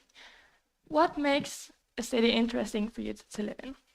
And how can our project contribute to make Norland interesting for youth to live in? As Leah said, our youth program focuses on keeping the youth from moving away from Nordland. But how can we make the periphery and Arctic places captivating for youth? It's not an easy question to find an answer to, but our project is working on it. Although there is nothing such as one answer. What an 18-year-old wants and what a 13-year-old wants is completely different things. While my friends complain about not having enough nightclubs for under 20-year-olds, the 14-year-olds complain about not having enough meeting places. Our project wants to develop exactly what the youth between 13 and 25-year-old needs. But what do we need? Is it more festivals for youth under 18, free events? Towards 2024 and so on, we are going to establish places and events that hopefully will lead to grow interest for our city and region. We want you to say, Norrland is the place I want to live in. I want to talk about how it is to live in Bodø and Nordland. Nordland is a beautiful county that has been growing the last years. Especially in Bodø, we've seen a lot of changes, not only in how the city looks, but regarding to cultural events. If you'd asked me some years ago, I would have said that Bodø was boring. Although it has grown on me. Maybe it's my age and me getting older, or maybe it's the changes that have been done here. Now that we have our new concert place called Svømmehallen and our Bodø 2024 project, I feel like the interest for culture is rising. I want to talk a little bit about Young Scene that we had. The first picture was from Young Scene, where we put up a scene and we had a concert in the middle of Bodø, as you see here. And then all of these youth were collaborating, and we made a concert in Bodø by ourselves, and only a little help from the grown-ups, but it was mostly made by our youth board and the help from all of the youth from around the different meeting places in Bodø. Sorry. And I'm going to talk about maybe that Bodø isn't the funniest place to live in, I must admit, or I thought so before, and now, because you don't get the big city vibes, and as we talked about before, we think that we want to see something bigger when we've been living in the same place for me almost 18 years. That's what I'm thinking. I want to see something bigger, but then we come back and people are already complaining about that we don't have McDonald's, we don't have nightclubs. But maybe when we move out and we come back and we see that there was what we had was really good, and we didn't need that big city feeling. I often get that feeling that I want to see something bigger. Many youth struggle to know where they want to study and go after high school, and I don't blame them because we all feel the pressure. But how can we make the decision better? I don't think there is like one answer to how we can make youth stay in Nordland, but together we can find the answer. I often hear people saying, Bodø, where is that? Especially my friends from all over Norway.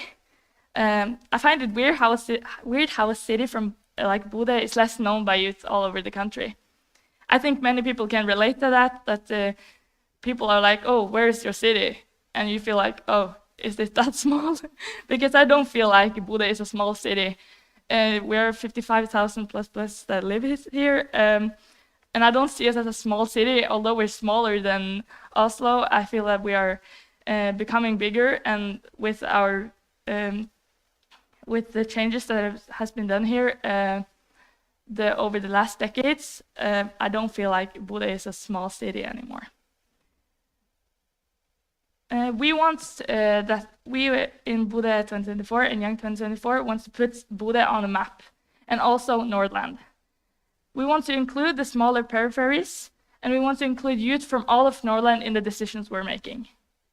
We want to show how beautiful the Arctic is. We have the midnight sun, the northern lights, the amazing mountains, and the close nature. If I walk 20 minutes from my home, I go right into Maskinisten, where I can go hikes. And we also have a lot of city development. And Bodø is becoming a more beautiful town for each day that is going. Many move away because of the ice-cold winters and the wind. And I think it's a part of our culture, the weather. But we still complain about it being too cold in the winter. And when it's summer and it's 30 degrees, we complain about it being too hot. So I think anywhere we go, you will complain either way. So the weather doesn't really make a difference. I think one thing that is important is that we build engagement around beautiful specialities we have in our areas. It's our task to find out how we can do this together. As we mentioned earlier, our youth program has this issue as our main goal. Our youth board wants to engage with other youths from our county to figure out what has to be done to make our county the best it could be. We are the future, and we need to take the future in our hands and work through the issues we have. I hope that some of you found our project interesting and wants to participate in finding the answer on how to make these peripheral and Arctic cities interesting for all youth. Please come talk to us if you have any questions later. We will be here all day. And thank you so much for your attention.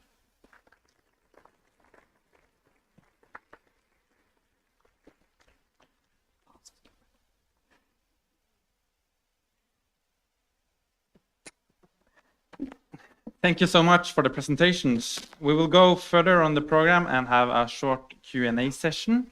So I will ask the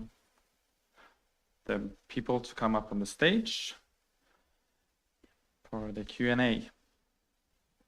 And on this Q&A, it's also possible for the audience to ask questions. And we also encourage people online to participate, to send their question through Slido, using the hashtag NPA 2022 Bodo, and asking their questions. So if anyone from the audience has some question they want to ask, feel free. Seems like it's one question from the mayor of Nordland County, Karianne.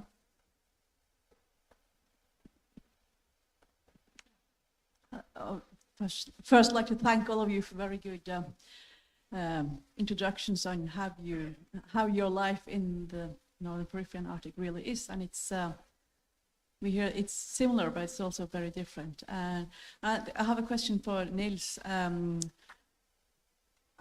how do you think that we as regions, I don't know the details about what it's like in your region and your the issues you have in Jokkmokk, and how the Sami people are a part or not a part of the whole society. If you could say a few words about that, how you cooperate, or maybe do not cooperate, but how do you suggest that we in the future can solve our common challenges better together? Because we often see that you mentioned it and you said you're not going to open this kind of worms. You refer to mining, but we have the same issues in Norway, of course, and we're later going to talk about the green transition, and we say we need more industry, but there are, of course, challenges. How should we communicate better earlier to make sure we avoid these big conflicts? Thank you. Well, the typical answer is we need better communication. It's usually that. That's obviously not the answer to everything, as there are obviously communication lines between the government and the Sami communities.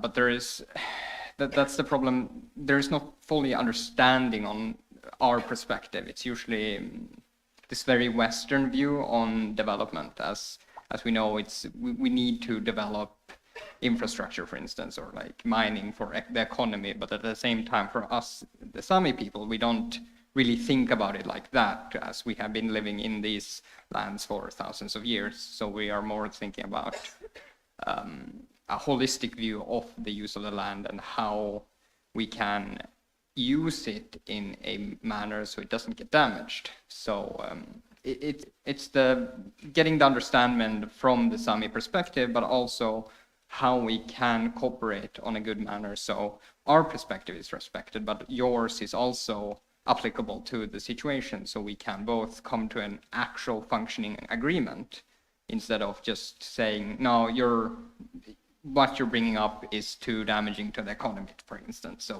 we're just going to ignore it. There is the need for like heavy cooperation that both parties can actually agree on, instead of just taking one party's opinion on a matter and just going with it. Do we have any more questions from the audience or online? It seems like maybe one there in the back. And if you present yourself, where you're from, who you're presenting. Yes, thank you. My name is José Manuel Sanameterio. I'm Spanish, but I'm working in Ireland. Actually, I'm living in Donegal, so I know what you were making reference about the transport. I have a question for all of you. Well, first of all, thank you very much for the presentations. very good, very inspiring. I think I really like that because we are working always in these projects and sometimes we miss what is coming in the future, that is the young people. So I know from the last presentation that there is no magical answer to this, but if you, of course, you have passion for your place, you like to live there, but if you can make a wish about one thing that you would like to have in your hometown to improve the way that you can live or to attract young people to come or to stay, what would you choose? I know that is not an easy answer, but I would like to hear from you. Thank you. Should we try to have a short answer for that one question from each of us? Yeah, each one. Let's start with you then. So can you answer short? Well, in Jokkmokk, it's probably just developing more culture. That's it. We have the Jokkmokk Winter Market when we have the most culture time for our small hometown, where everyone, like literally everyone, just comes back home, and we have all kinds of like cultural activities like reindeer racing, just yoik battles, and all kinds of things. So just being able to develop this more culture aspect all year around, instead of just having this one day or 1 week of the year, would be a benefit for especially young people, as we have a place to just hang out then and actually just have more cultural experiences, not only with the Sami youth, but also with the Swedish ones or just the people that aren't Sami, so we can have a connection with the entire community. I think that's one of the more important developments. Rita. Yes. So for my town, I think definitely something that we are missing is workplaces, especially for if you have an academic or higher education. The issue in the Faroe Islands is that young people, we have urbanization.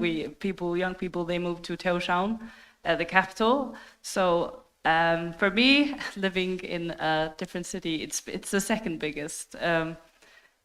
It means that we need to create workplaces. Is definitely what I'm missing, and also the same with in fostering culture and doing more for the culture.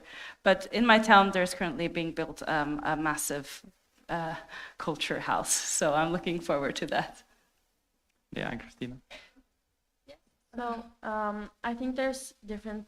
It's a hard question, obviously, and there's no right answer. But we have the academic side, and then also the more cultural, because I feel like it's important that everyone has a place where they can feel like they belong and where they can do what they like.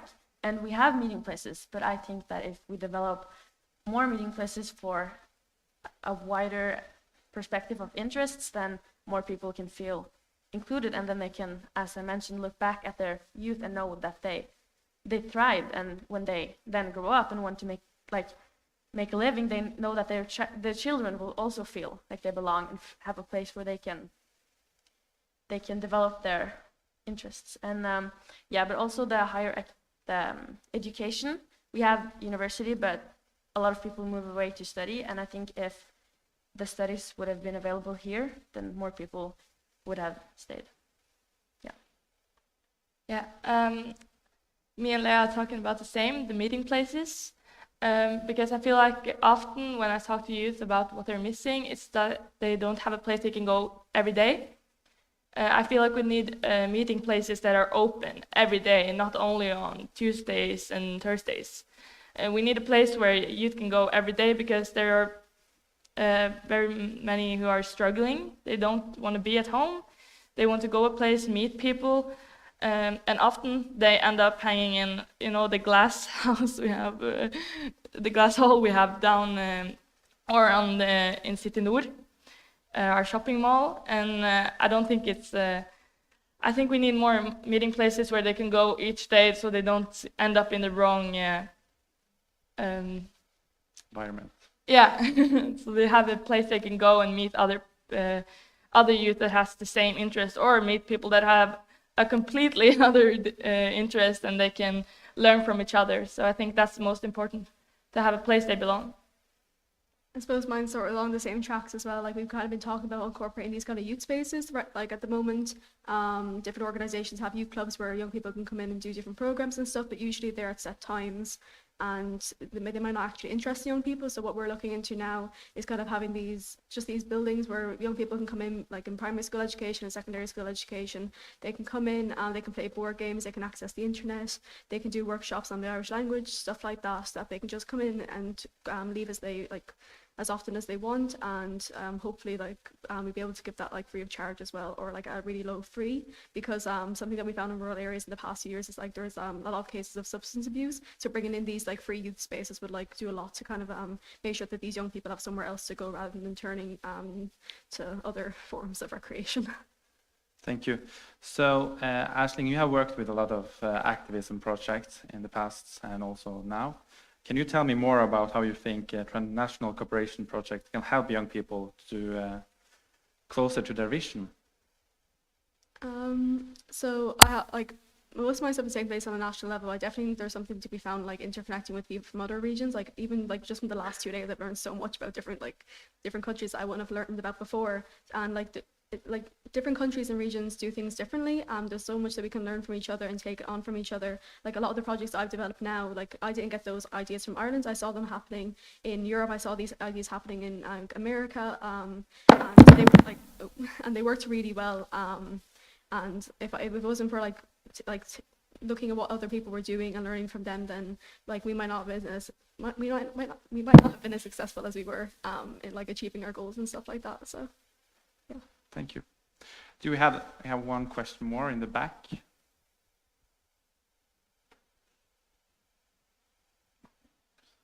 I don't have a question, but I just have a comment for Christine and Leah. You mentioned that Budo is not known by the people, but I know that I was working in a research project with some researchers from North America and Canada. And when I told them that I'm from Budo, they said that is the same place where Budo Glimt belongs. So I think Budo is now known all over the world because of Budo Glimt. So it's just a comment. Let's see. I think I think that Budo a lot. Yes. Is it sorry. So yeah, maybe more people know it now, but I still think yeah, after this football seasons we've had, more people know of Bodø Glimt. That's right. But before that, like people have been like, oh, what is Bodø? Where is Bodø? Is it like the farthest? If it's farthest up north, it's like Kirkenes, you know, in Finnmark. It's very up north. They think it's like up there, and it's it's 20 hours away, I think, or something. So yeah, and also just to comment to the things you said about about people not knowing where Bodø is. I remember one time I was at a summer camp in Oslo, and I told them that I was from Bodø, and they were like, "Oh, so you're Swedish?" No. Yeah. But yeah, the football has helped a lot, I think, on the name, so, and the city. Yeah. Do we have one more? Yeah. Hi. Just to start, I'd like to preface by echoing the sentiments of Aisling. Just talking about the brain drain that's currently happening in Ireland.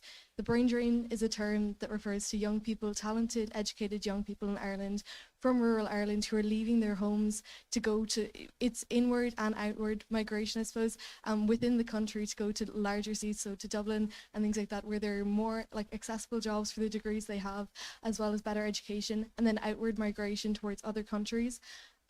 And to combat this, corporation tax is lowered in Ireland, so large corporations could come into Ireland, and multinational corporations, and set up base in rural areas, such as like out in West Cork and things like that, where big companies like Pfizer and Dell would set up, so young people had opportunities to work there.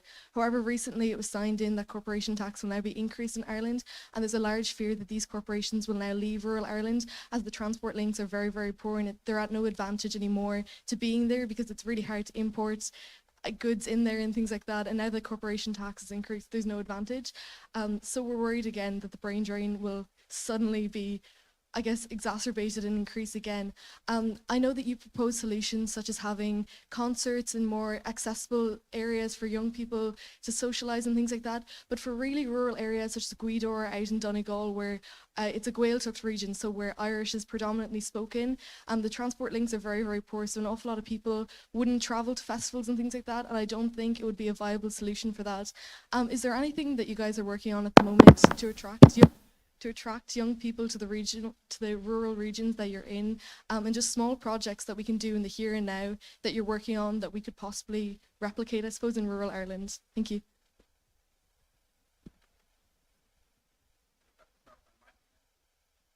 So I just have to start my mic again because we have some trouble with the mic.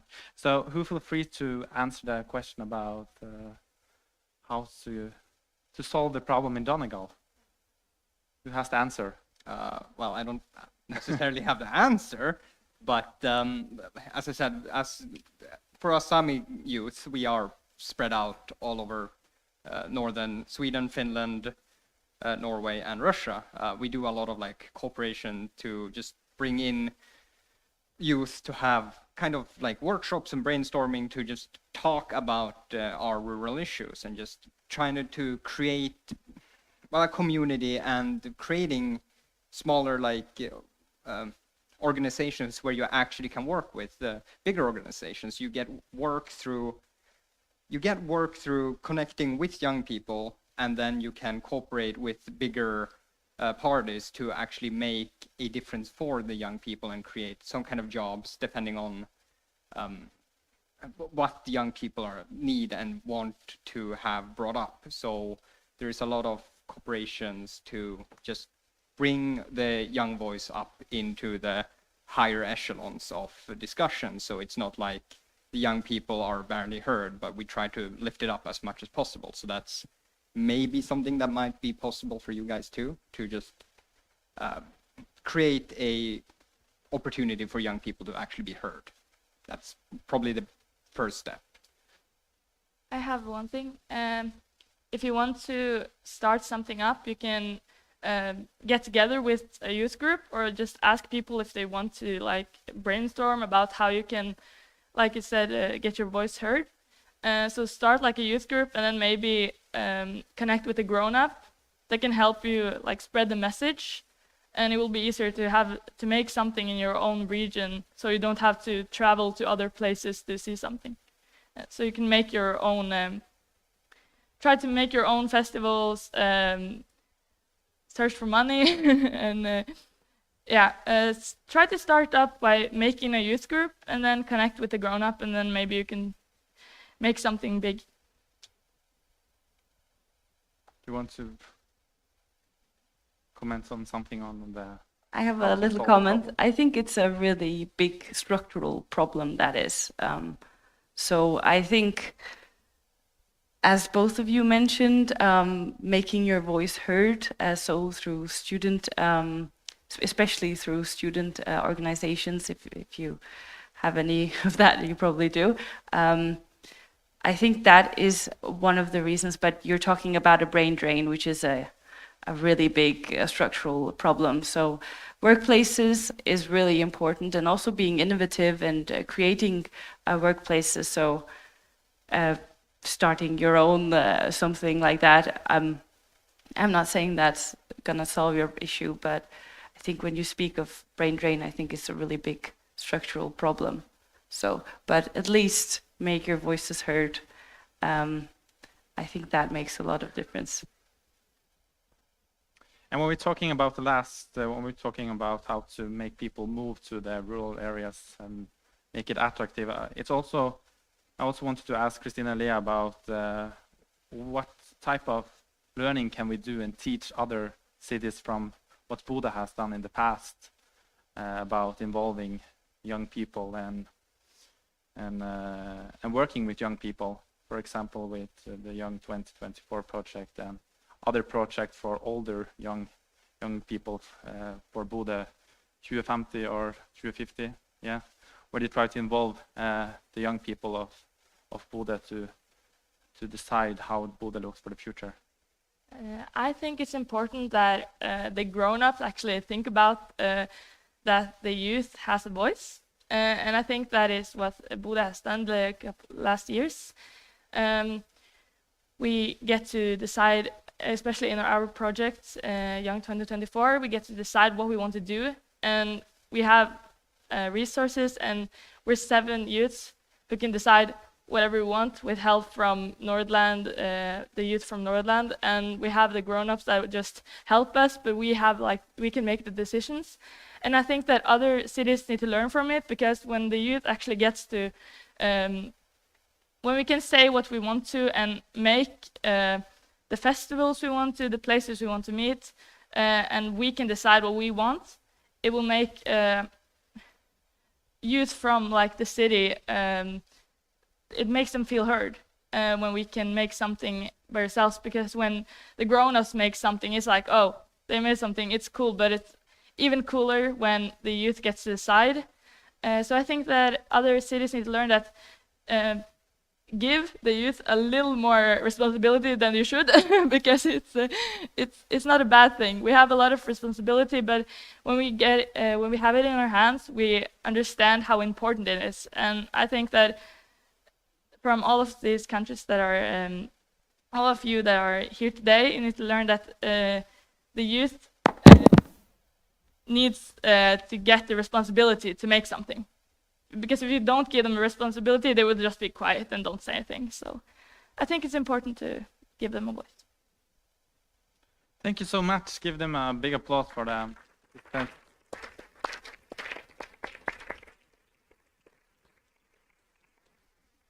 So we will now go on to our coffee break and some information. The coffee machines are in the corridors, and there's also fruit, nuts, popcorn, and ice cream available. And you can eat as much as you want, I heard. Also, feel free to share once again the information about the conference and use the hashtags on the screen. And you also will find the hashtags on the posters and the walls outside the doors. We will be back in the room at 11:30 to hear about the green transition and what opportunities and challenges it brings. So we meet again at 11:30. So enjoy the ice cream.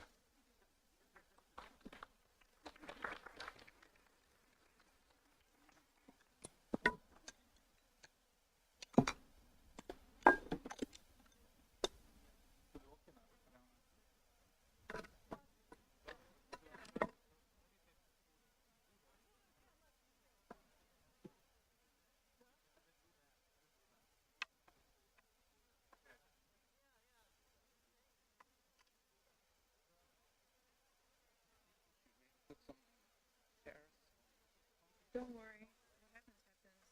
It's too good an event. It's too important what they're saying. Yeah. These things really don't get noticed. I'm nearly in tears. Yeah, it's just annoying when you don't know what's the cause. I understand. And that's the system. Some cable is we flickering. Can really give them some feedback about this. Yeah.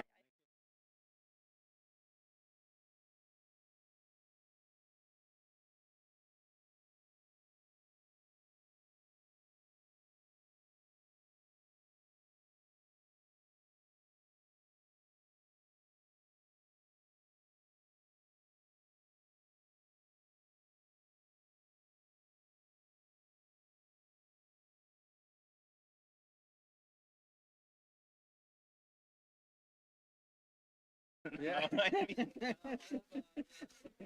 That's pretty amazing. I mean, wow. Yeah.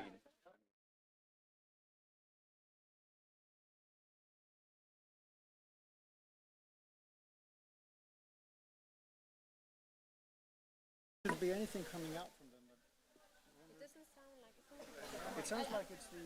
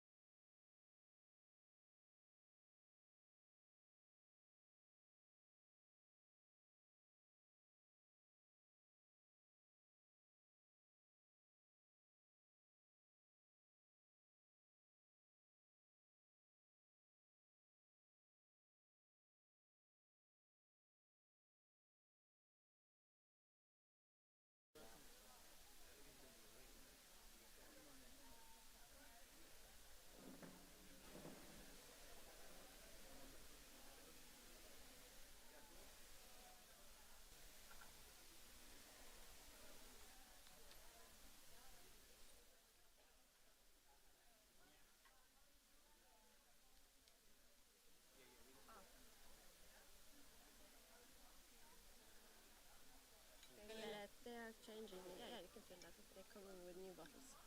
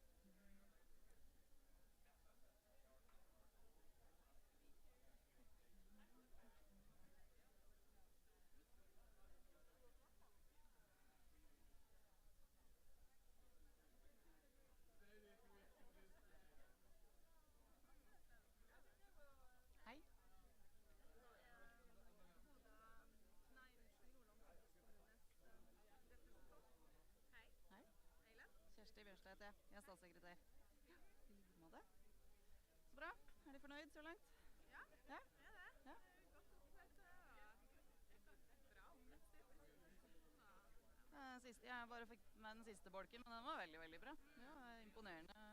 Ja. Flinke folk. Ja. Ja, alt er bra.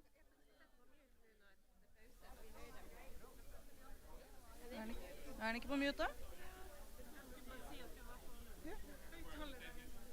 Er den ikke på mute?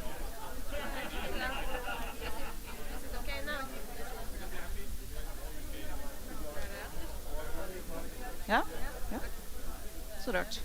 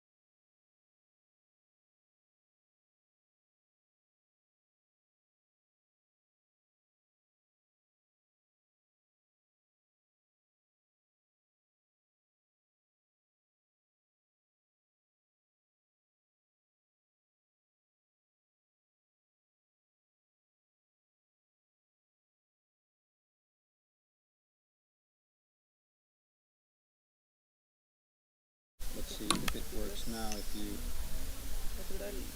Nå er det lyd. Ja. Okay. Nå er det. Okay. So this one. This one is no mute. Oh, the mute doesn't work. No. Okay. Thank you for picking that up. Okay. I'll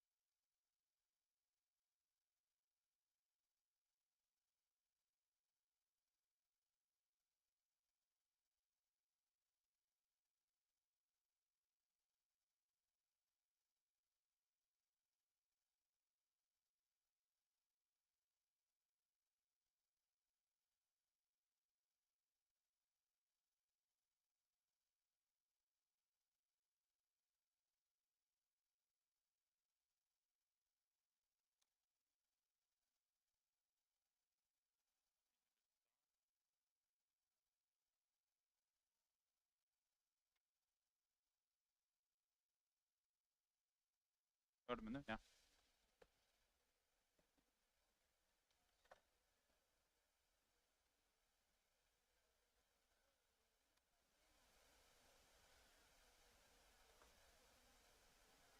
So if everyone find their seats.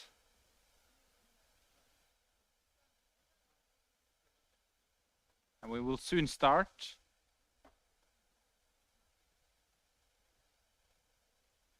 I hope everyone enjoyed their ice cream and the popcorn. Looks like it.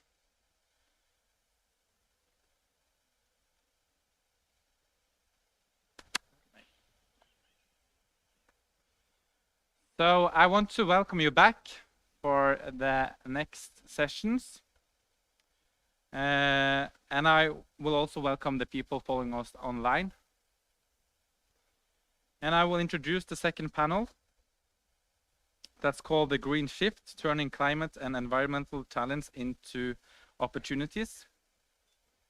In this panel, we will discuss with 3 experts what is the green transition, how it looks like in reality in northern regions, what do young people have to say about the current industrial developments, and what is the role of forests in climate change.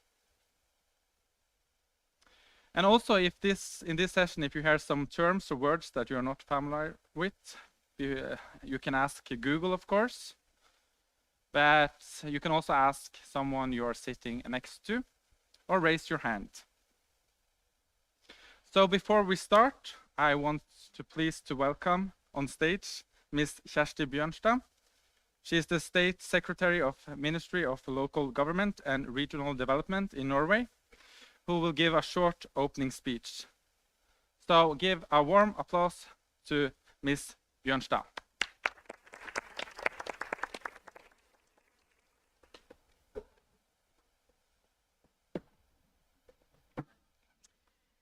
Dear participants, colleagues and friends of the Northern Periphery and Arctic area, thank you so much for your invitation.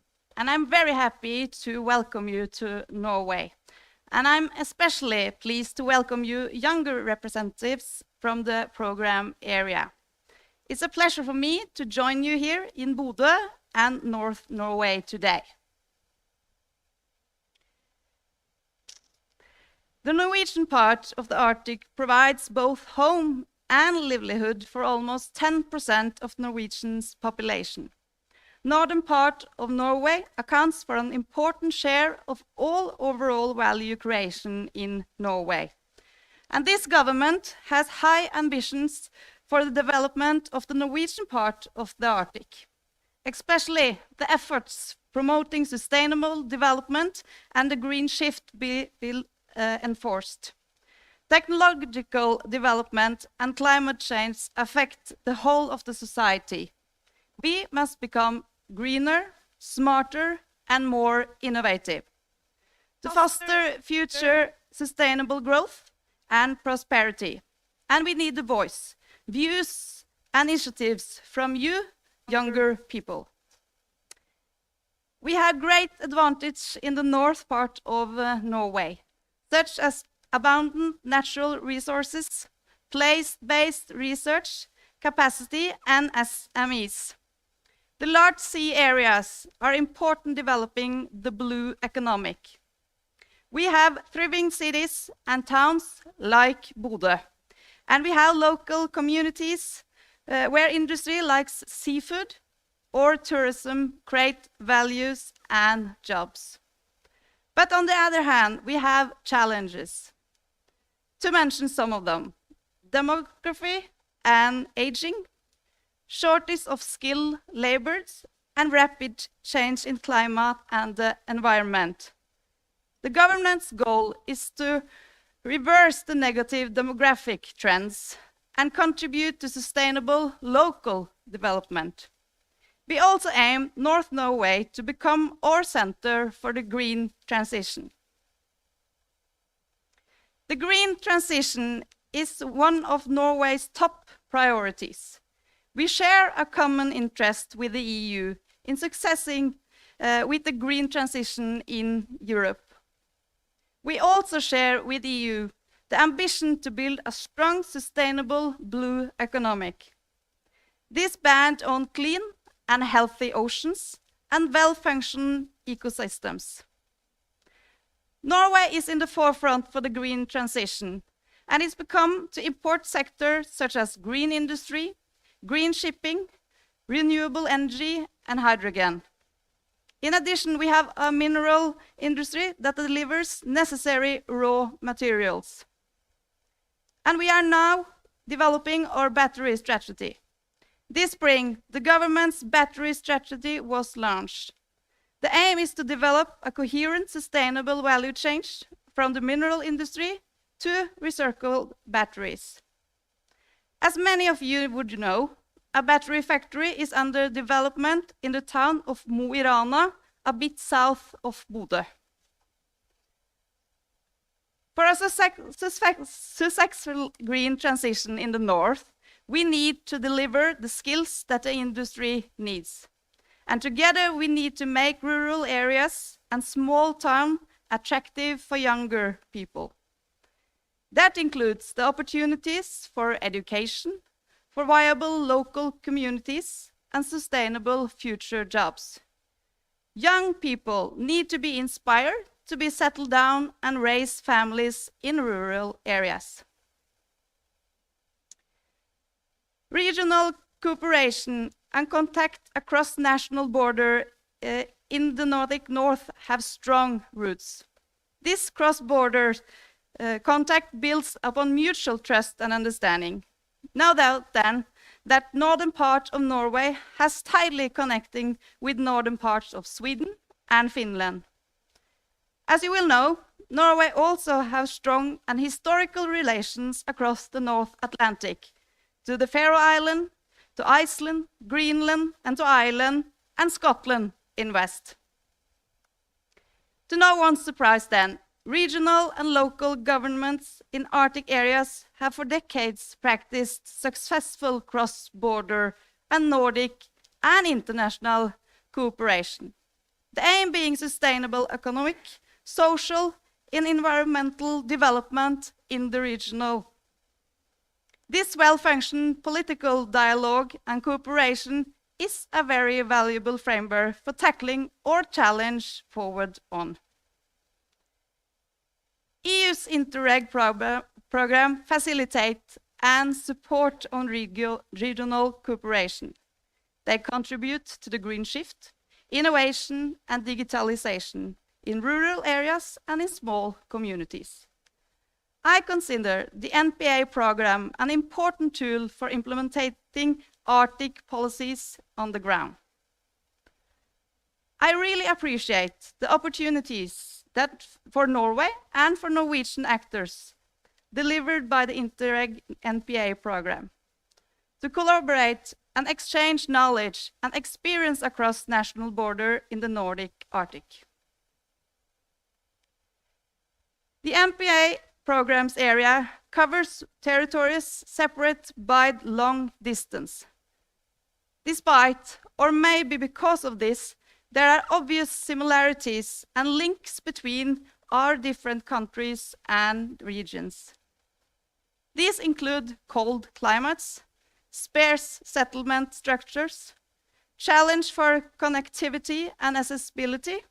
Furthermore, there are areas from relatively low economic diversity, which mean that the regions are depending on relatively few economic sectors. It goes without saying that these challenges cannot be solved by one country or one region alone. We need to work together to be successful in the green transition. The Interreg Northern Periphery and Arctic program is excellent in this respect, offering a specific framework for this purpose. Addressing both the need for a green future and innovation. At the same time, contributing a practical tools cooperation between local communities, including younger generation and indigenous people. I understand that the last program period brought forward fruitful lessons learned. Among other things, strengthened regional partnership and knowledge exchange, resulting in new approach and innovation solution for local communities and environment. I know the Interreg NPA projects are addressing real challenges and make a difference in the program area. Concerning the green shift and today's challenge energy situation, I could, for instance, mention the Smart Renew project. I have been told that 7 partners across Ireland, Northern Ireland, Finland and Faroe Islands, Iceland and Norway have piloted initiatives around increasing the uptake and awareness of renewable energy and smart energy storage solutions. I am told recently that the monitoring committee approved 8 first projects addressing innovation and green shift in different ways. And I commend you already having launched the second call. As I understand, this call also addresses capacity building concept to engage particular younger people in cooperation activities. I would just like to finish mention that in Norway, we are working on a white paper on rural policy. This is planned to be launched in the spring of 2023. And I'm happy to say that we had an inclusive work process. We have visited many small towns and communities all across our country to discuss and to get perspectives. And we have, of course, also invited representatives from younger people to include their views on future rural policies. And I must say, we have been given very valuable inputs. Furthermore, I'm really happy that we have in Norway local and regional youth councils all across our territory. I consider this is an important part of our democracy. These youth councils make a real platform for young people's political engagement. I truly believe that a greener future in the northern periphery and Arctic should be designed by cooperation across our borders. And not only cooperation by national governments, but also local governments and communities. The younger generation and the indigenous people are obviously participants in this work. I wish you the best of luck for the rest of the conference, and thank you so much for your attention.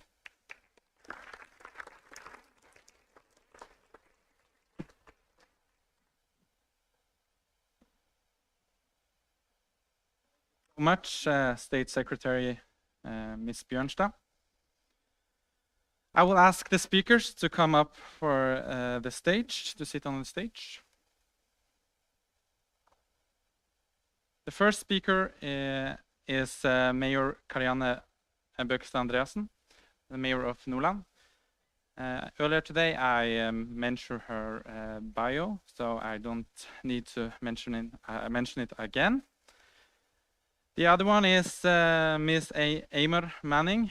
She is the Youth and Climate Justice Development Officer of the National Youth Council of Ireland. She coordinates a youth-led project centered on issues of climate change and climate justice. In February 2022, a diverse group of young participants from across Ireland launched Europe's first climate justice charter. They also wrote and published a research titled How to Create Change at Local Level, a research designed by young people for young people. The last speaker is Mr. Ari Pappinen, professor at Faculty of Science and Forestry at the University of Eastern Finland. He specialized in his research on forest health, including the adaptation of forest trees to environmental disturbance and climate change, industrial forest, biotechnically and biorefining. Research on the production of carbon-neutral bio-based products and the calculation of the carbon footprints are the heart of his research. So I will ask them to come up on the stage and give them applause. of course.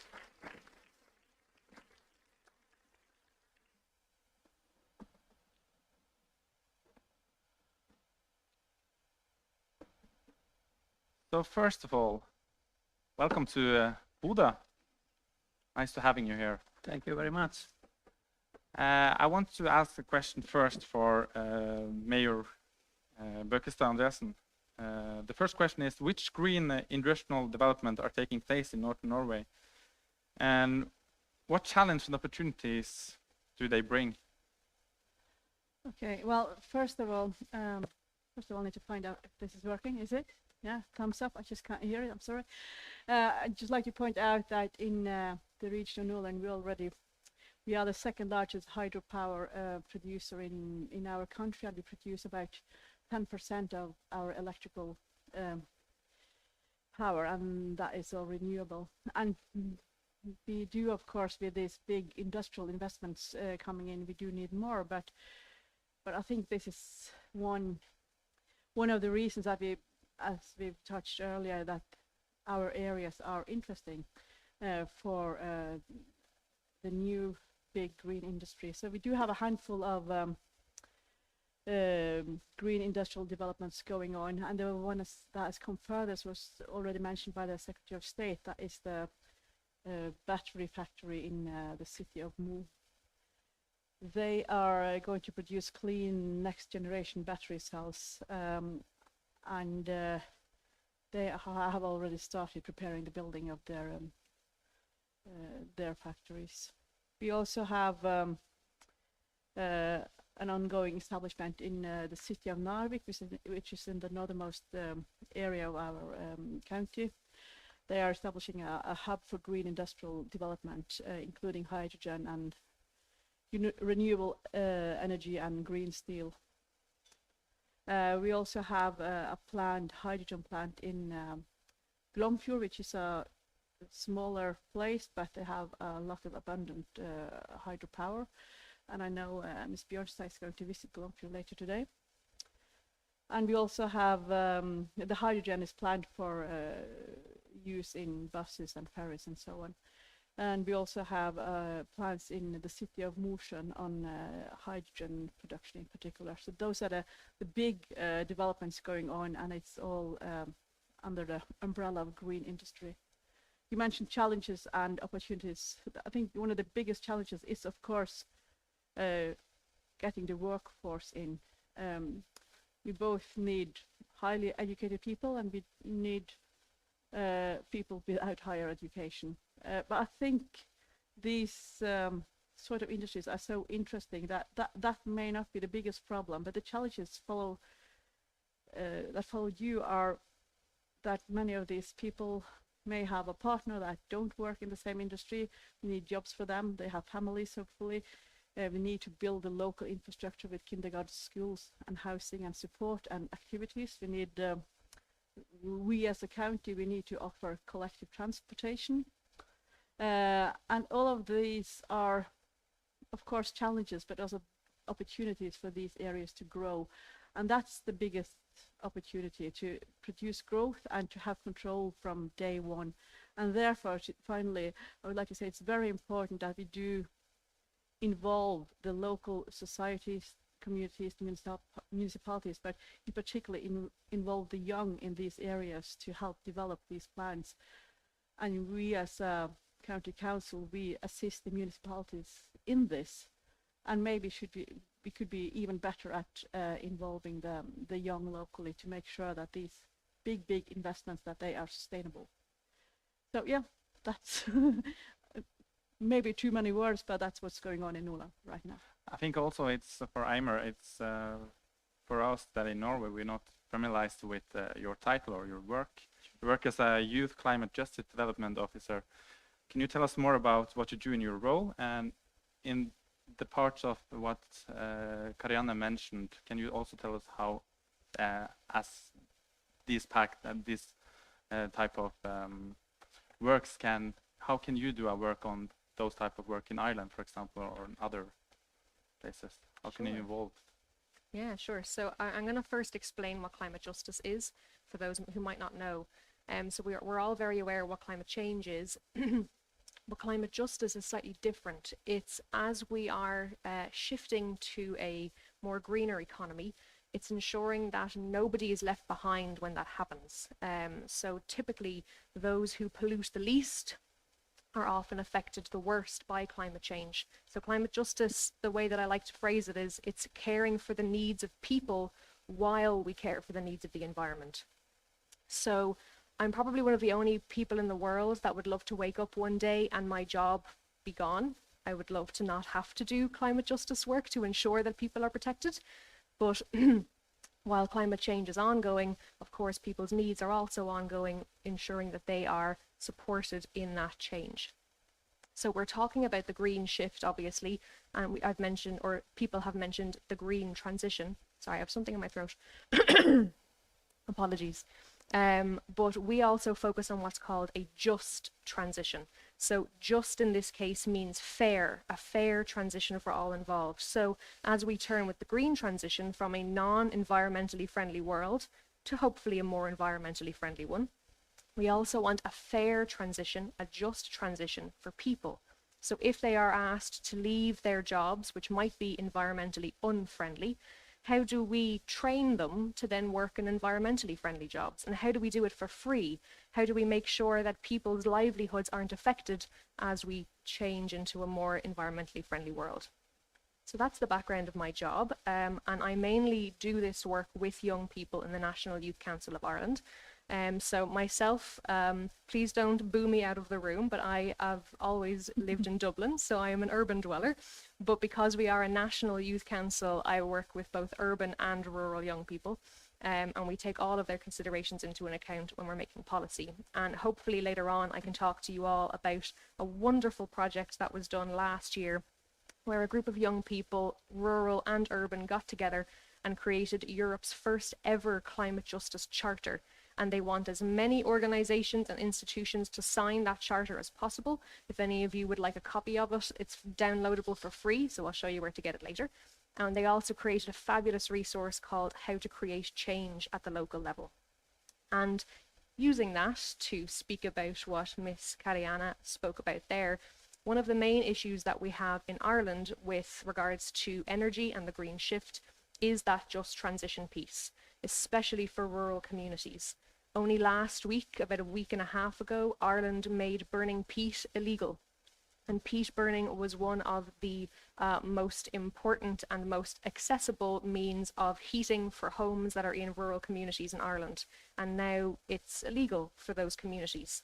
So most of those communities would have a local peat bog that they would be able to go to and actually harvest peat themselves, bring it home, light it, it wouldn't cost them anything.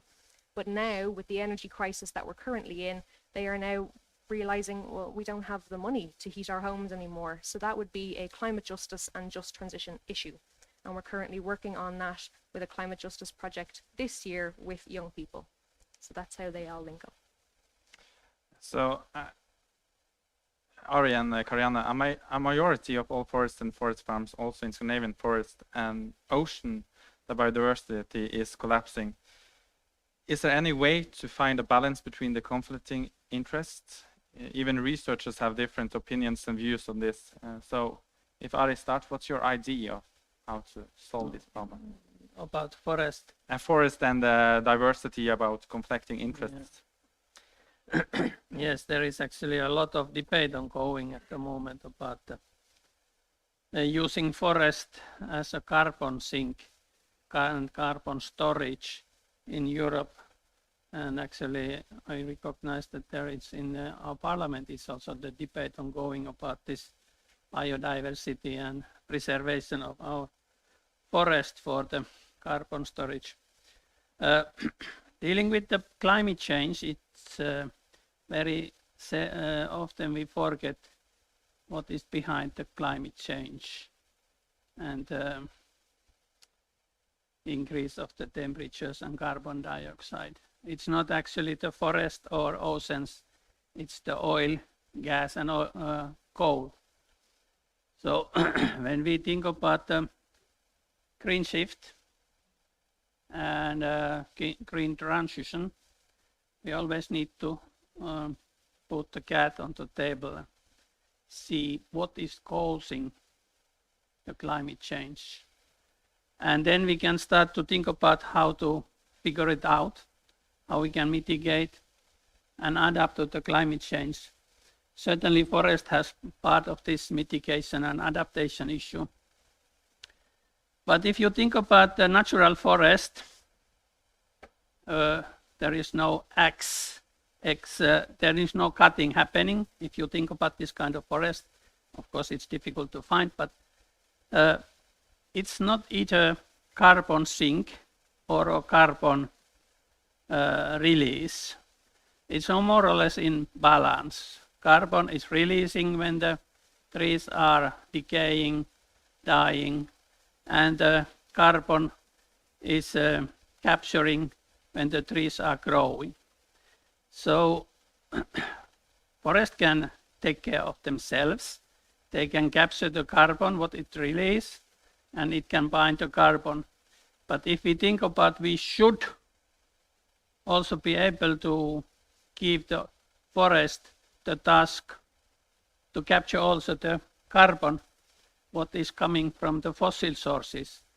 This is actually quite unfair and unrealistic assumption. If someone wants to comment on Aris. I can say because like Aris has said, the big problem isn't really solved through forests alone. It is the use of fossil fuels that is the great challenge. But the question was also a bit about the lack of biodiversity in farmed forests, and you mentioned oceans. I guess maybe you mean the fishing industry, and maybe in particular the farmed fish industry.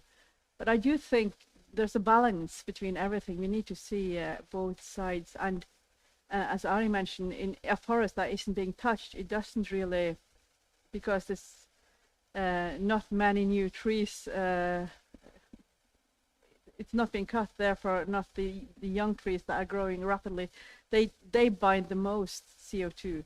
So farm forestry, if you like, it's not only bad, but of course the biodiversity in old forests with a lot more than one type of wood is, yeah, well, it's positive for the climate and the nature. So everything has two sides to it.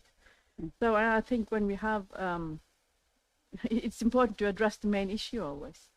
And also within the oceans, as you mentioned in your question, I think it's important that we challenge, to say that the fish farming industry, at least, to encourage them to reduce their the local pollution under their fish farming localizations, and to use that as an energy source and a source as fertilization, because that is possible. So that's up to us as politicians to make sure that these incentives are being given.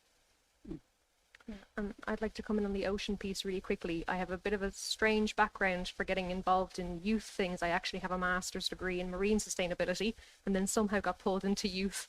But when it comes to the ocean, I think one of the most important things, and maybe it's the same for the forests, the ocean has kind of reached its capacity now to be able to absorb CO2. So we're now seeing ocean acidification, which is caused by having too much CO2 in the atmosphere and the ocean trying to absorb it, and it can't, and therefore it becomes more acidic and pH levels rise. It's a bit more complex than that, but that's essentially what happens. But it's creating pockets now in areas where creatures they just can't live. So that creates a huge biodiversity issue. We're also, because of these ocean acidification issues, and we're seeing the temperatures rising in the oceans, we're seeing mass migration of species. And I'm not just talking about ocean species, we're seeing that on land as well. And we're also seeing it with humans, where humans are now becoming like unlivable where they are, whether it's because it's gotten too hot for them, or if their ocean is acidified, that they can't catch fish if they are, like a fishery is their local area. So now humans are also having to move. So the green shift doesn't just look at terrestrial and ocean, but it also has to incorporate people into the mix there too. Yes, and if we think about the sustainable use and management of the forest, as is already mentioned, the younger trees they can, when they grow, they capture quite a lot. We can think about it's 2 tons per hectare per year, what they capture carbon from the atmosphere. So the fast-growing trees are very good. Actually, we can consider them as a forest as a solar panel that capture with the solar energy, capture the carbon dioxide, and at the same time storage into the forest. Of course, when you cut the tree, it can be a carbon sink, carbon source, but it can be also a carbon storage, depending what is used for. For example, if you build a house, block house, it can storage carbon, let's say, 200 years. But of course, if you make a toilet paper, for example, it's very fast disappear and release the carbon back to the atmosphere. So if you think about sustainable use the future, you need to find a way how to replace fossil energy and use biomass for sustainable materials. So this is actually giving a lot of new opportunities for business opportunities and working opportunities for the next generations. So to go back to Eimer, this is the conference about youth, and you work especially with youth. And NIC's produced a publication or a toolbox how to create change at the local level. So my question is, how can young people create a meaningful change at local level when it comes to climate change and climate justice? Yeah, it's a great question. So last year we did a project with a group of young people, both from urban and rural environments. They all had different backgrounds.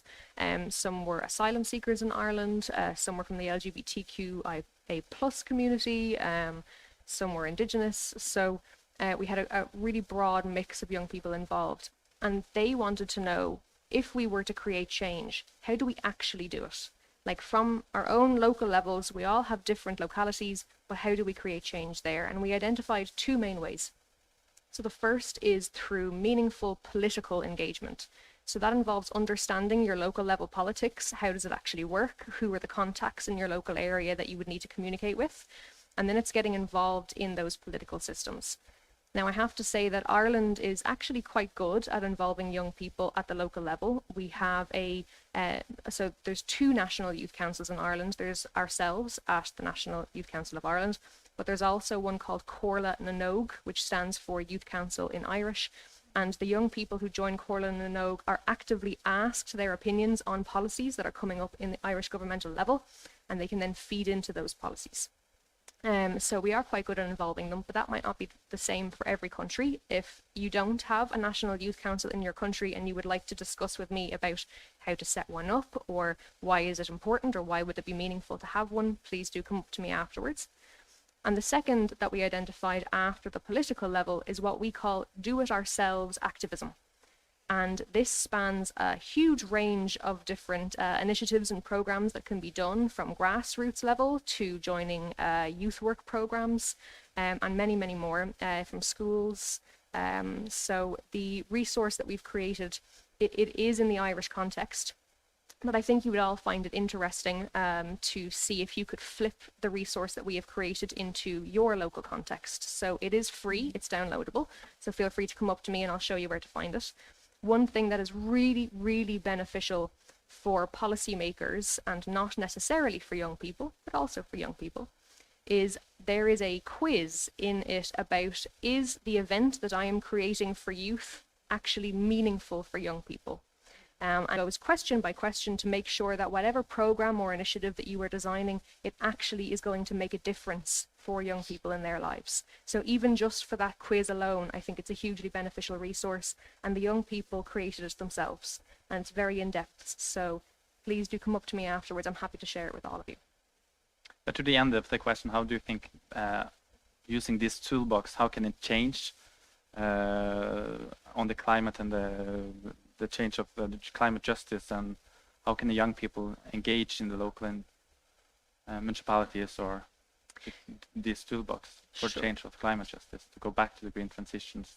Sure. So it's very different. I'm not too sure how each municipality in this room is done. So that would be something that you would have to assess yourselves with the help of that kind of resource that we've created. But in order for how does it go back to the green transition, how does it go back to the green shift? If you have a group of young people that are interested in climate action, in climate justice, and they want to get involved, there are a number of different ways to do that. Unfortunately, the one that we've come up against most and the barrier we've come up against most is funding. And funding is a big one for all of us. But if there is funding available, we would implore you to try and include a climate justice approach in that. And I do have resources to help as well in that regards. But what's really important is to create, if you want to work with young people in this space, is to allow the space to be youth-led. And that means you take a back seat. You say to young people, here's the funding that we've received. We have money to do X, Y, Z. But we would like you to come up with what this project or what this initiative actually looks like. What would be meaningful to you in this regard, in your locality, and how would you like to see it actually come about? And you are basically a networking point between those young people and other policymakers or other organizations. You act as a conduit, essentially, to allow young people to break out into the world of climate activism that they wish to see real change happen in. So yeah, once again, please do come up to me and have a talk with me afterwards, and I'm happy to share those resources with you. And when we talk about the future, how will the future look in? What type of skills or jobs do we need in future that is in the green value chain? Okay. If we think about the climate change and forest, well, there are so many different way how the climate change affect to the forest. But in general, I can see the boreal forest can manage and tolerate this climate change, although it may give some challenges about new diseases and pests, but actually it benefit about the increased carbon dioxide, a little bit also benefit about the increased temperatures, but of course there are the threats also, but in general it's okay. So how to use in future, as I already mentioned, that forest can tolerate the carbon dioxide emission, they can take care of it. If you cut a tree, it's already the carbon what is bind to the tree is in the ecosystem, in the above ground ecosystem.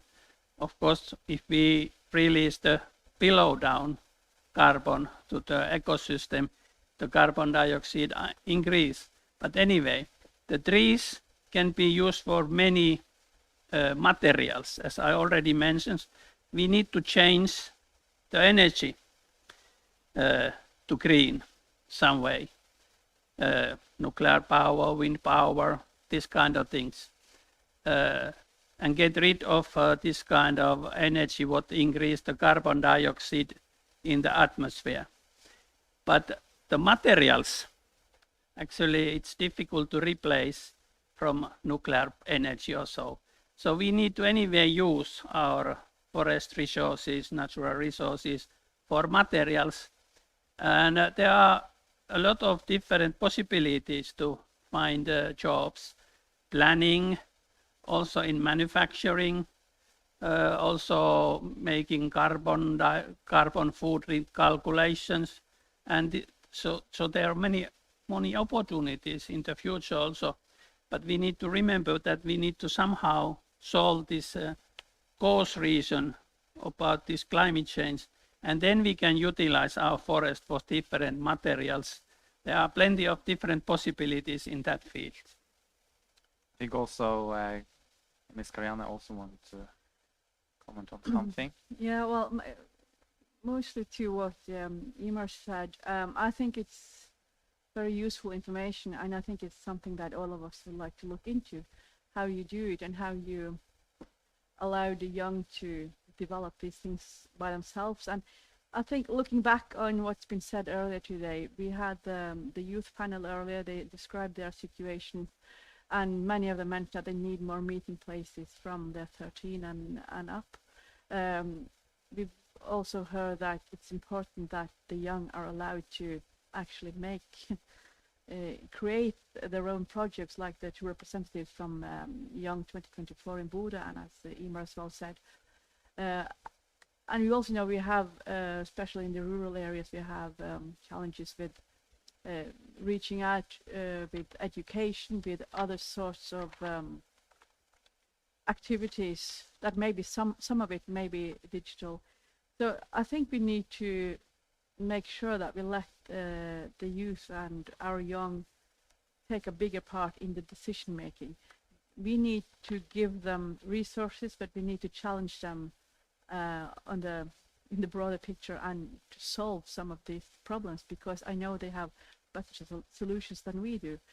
And we also need to create maybe some hubs that can be used for several things, meeting places, and maybe education, and maybe cultural events, and also discussing important matters like climate change and so on. So it's been very inspirational to listen to both of you. I think we have time for one more, and then we will go to the Q&A. So I just wanted to come on that really, really quickly. One thing that I forgot to mention was back in 2020, we did a survey with over 1,000 young people, and we asked them to identify the barriers to them getting involved in climate actions, and then what would their solutions be.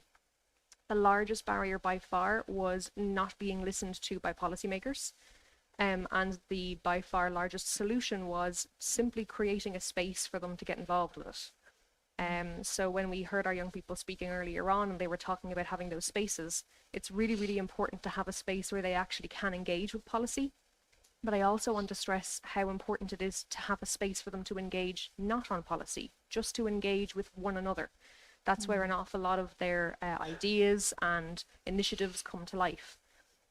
So if anybody would like to create one of those spaces and wants to know how to create a meaningful youth space, very, very happy to work with you. Thank you so much for the speakers. And now I will give the floor to the audience for a Q&A. Also online, they have the possibility to ask questions to the speakers. So raise your hand and feel free to ask. One in the back. And as usual, present yourself with name, who you're presenting, how old you are maybe as well. It's a good information. Thank you. My name is Vegard Sem. I am 18 years old and the chair of the Regional Youth Council of Trøndelag County in Norway. I have a question regarding the National Youth Council of Ireland. Is the Youth Council a publicly operated council, or is it like an NGO? We are both an NGO and a charity.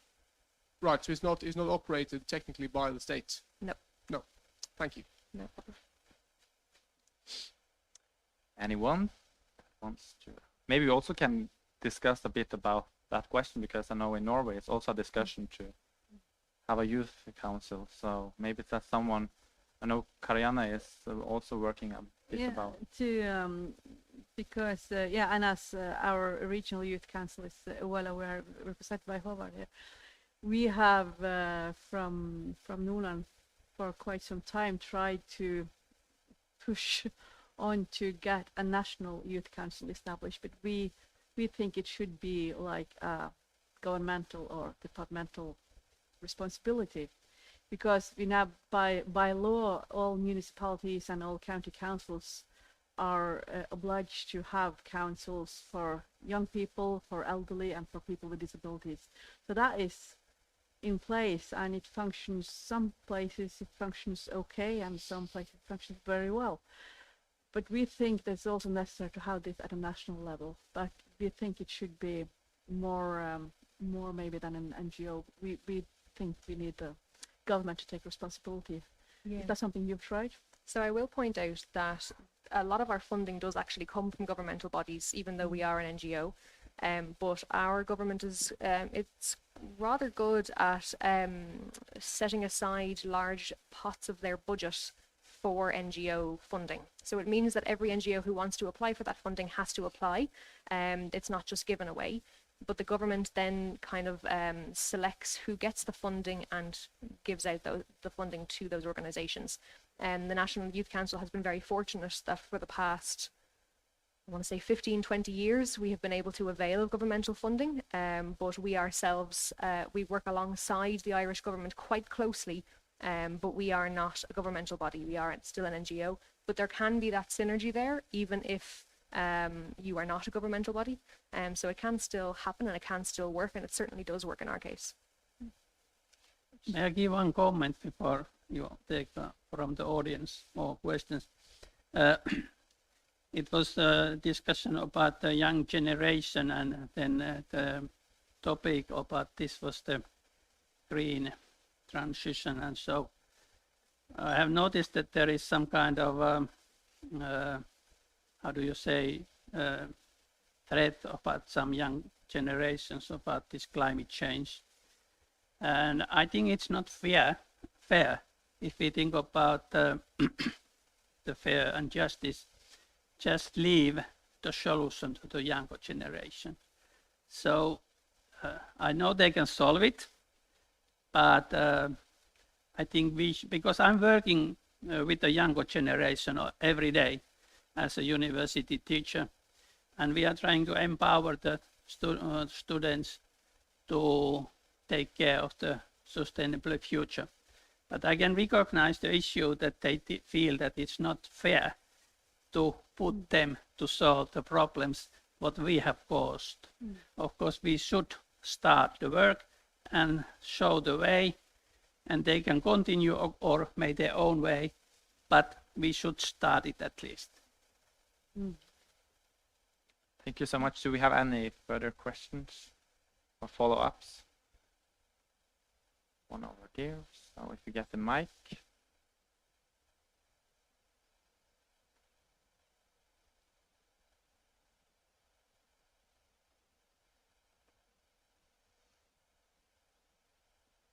Yes, I'm Nils Sandberg, ranger herder from Sweden. I have a question just regarding the green shift and the problems it actually arrives for us Sami people, as we feel like we're underrepresented when it comes to this question, especially as younger people.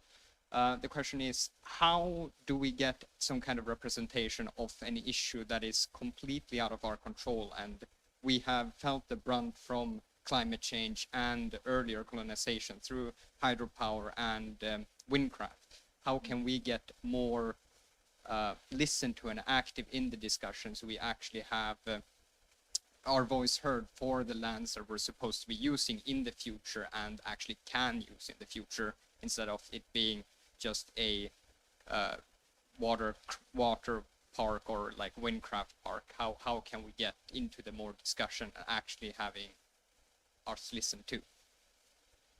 I think as well as Karianna, as Eimer also can try to answer the question. Yeah, I think that addresses maybe a continuation of the questions I asked you earlier, because that is, of course, one of the challenges, because depending, of course, where you are within a region and the activities, but we need to make sure that the Sami people that you represent, that you are being heard earlier on. And maybe by sometimes if you were in Nuland, and if you maybe were a part of our regional youth councils, just because you were interested in taking part and making a change and you were elected into it, then you would have a say and you could explain to the others the issues and so on.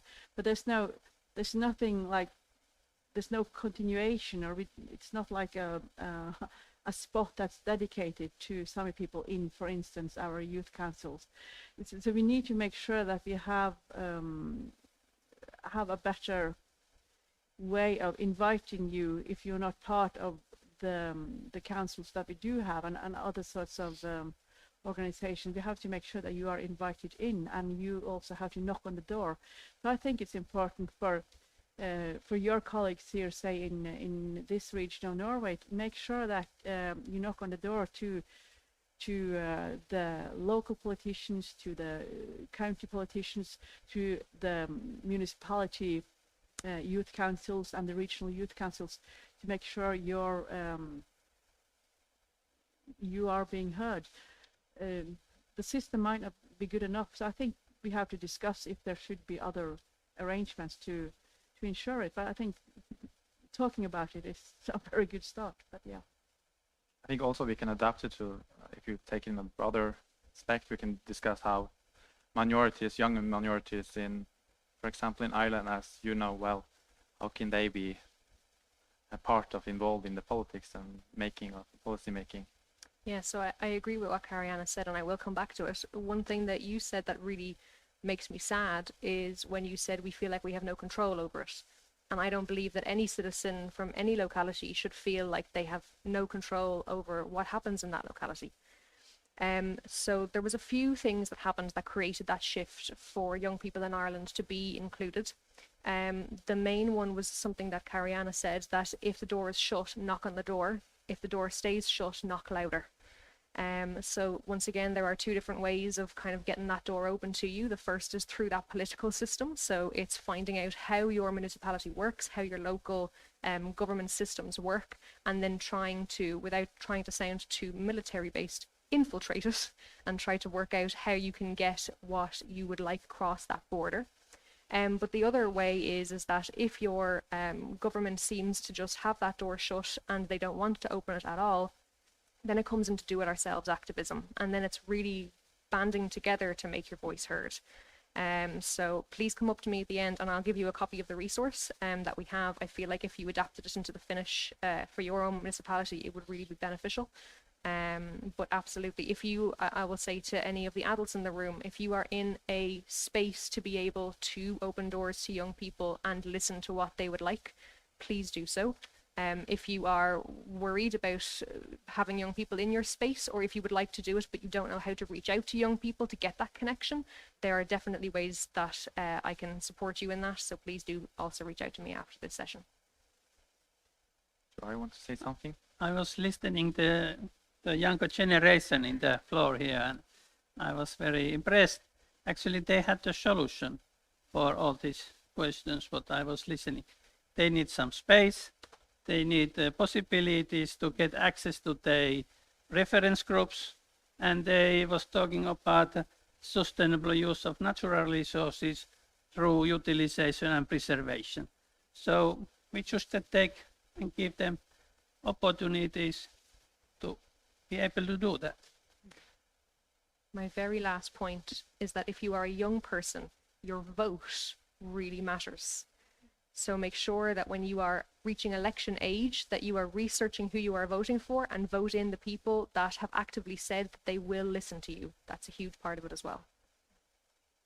I think we have time for one more. Yes, in the back. Hi again. Sorry for asking questions.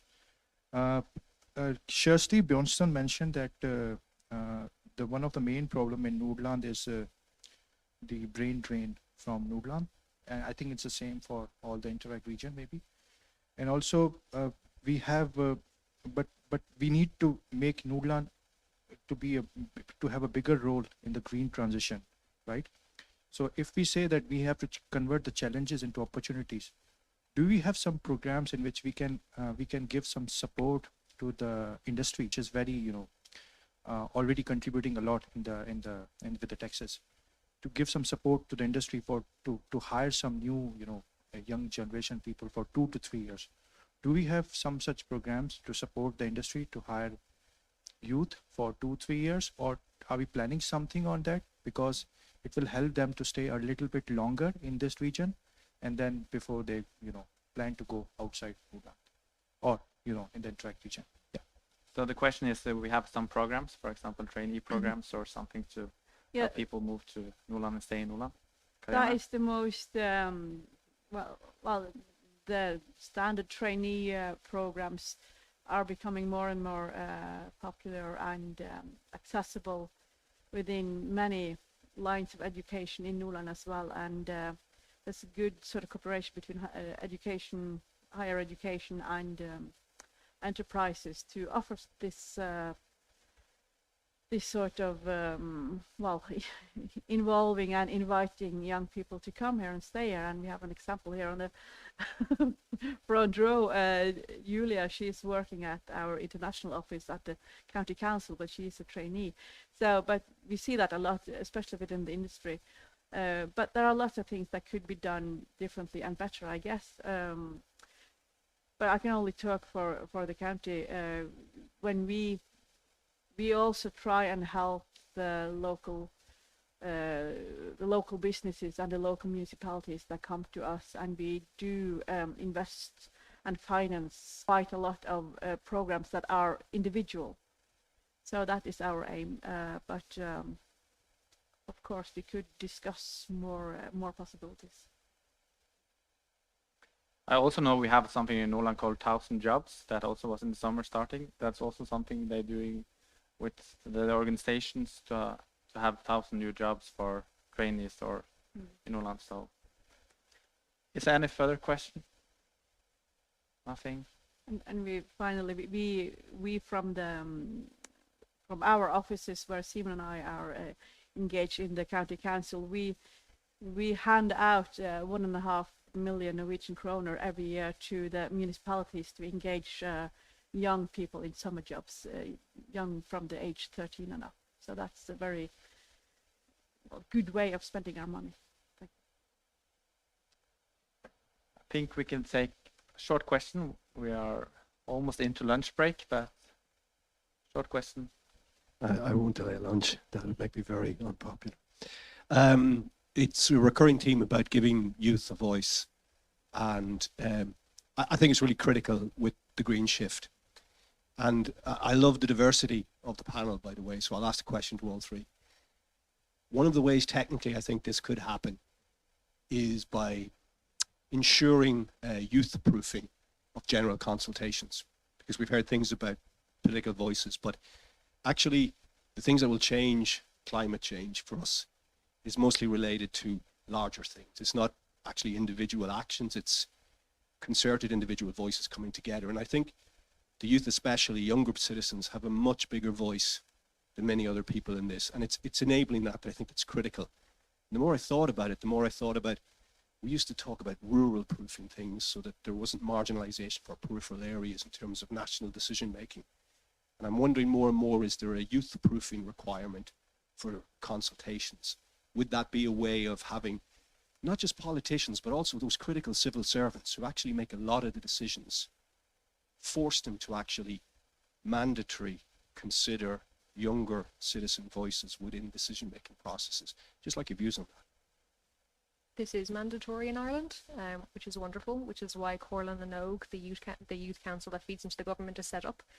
So any policy that affects young people has to be brought to Corlin and Ogue, and they have to get voices from young people. And one thing that I will mention that they're actually trying to change at the moment is they noticed that it was always the same young people that were feeding into the policy. So now they're actually trying to broaden it and get new young people in. So for example, getting young people who actually don't have an interest in a green transition, don't have an interest in climate change, and it's trying to find out, well, why? How could we get you interested? And it's taking their ideas into account. A lot of times when we talk about young people, I feel like we talk about a really homogenous mass, but young people are not homogenous. They are as diverse as the rest of the population. 41% of the global population is under the age of 30. So the idea that we don't have, as you kind of mentioned there, a youth proofing to ensure that young people's voices are taken into account on policies, especially policies that affect them. I would argue that every policy affects them, but that's a conversation for a different time. But yes, youth proofing would certainly help. It's mandatory in Ireland, as I said, and it is certainly working. So if it's something that you would like to discuss between yourselves and your own municipalities, please do that. It's a really, really fruitful way of involving young people's voices in the conversation. I would like to add, our way of youth-proofing what we do in the regional county council is that the youth council are allowed to have their say on all the political cases that they themselves choose to mean something about, and that is presented to us. We are 45 politicians in Norland, in the council, and we are presented with their views on the cases that they have a say about. So that is useful, and they also get to speak to us at the opening of every meeting for 10 minutes. Thank you so much. I think we have to end the Q&A, and we are soon going to lunch.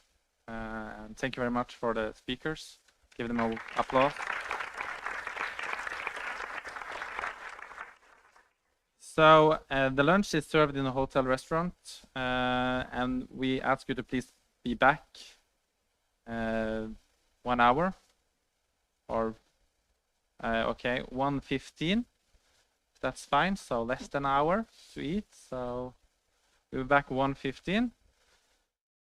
And when we will be back, we will continue with our workshop, which will not be live streamed for those who are following us online. So we are looking forward to see the people that follow us live online on 4:30 local Norwegian time. Thank you.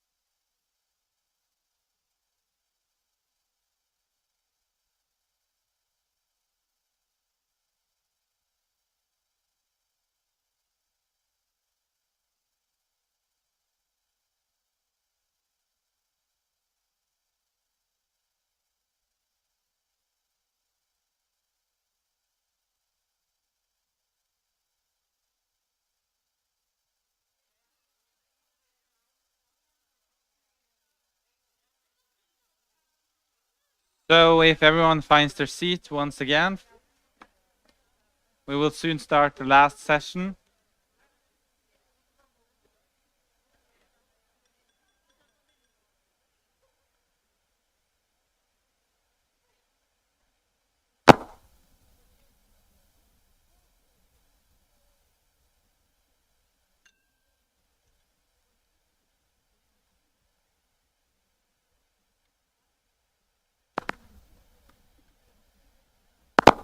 Is everyone inside?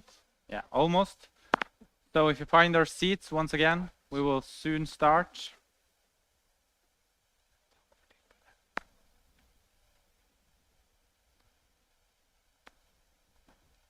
Yes, everyone, I would like to welcome you back in the room, and we are going on to the last session. The last session is titled Youth-Friendly Municipalities from Dream to Reality.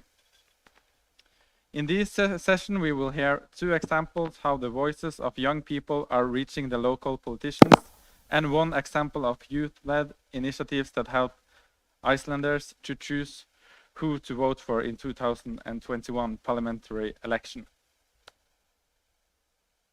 The first one I want to welcome on stage is Vegard Sem. He is the leader of the Trøndelag Youth Council in Norway. He has been a leader since 2000 and has been the member of council since he was 13 years old. Vegard will share us how young people are involved in local politics in Norway, drawing also in his personal experience. So give a warm welcome to Vegard.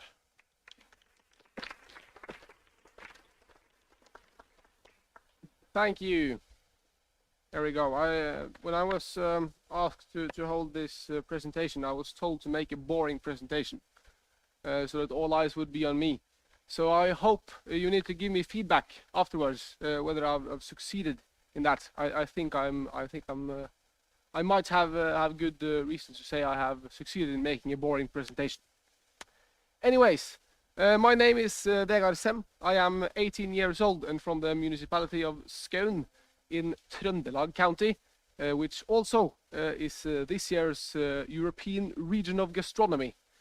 So if for all you foodies, you should really try to make the commute an hour's flight south of here to Trøndelag.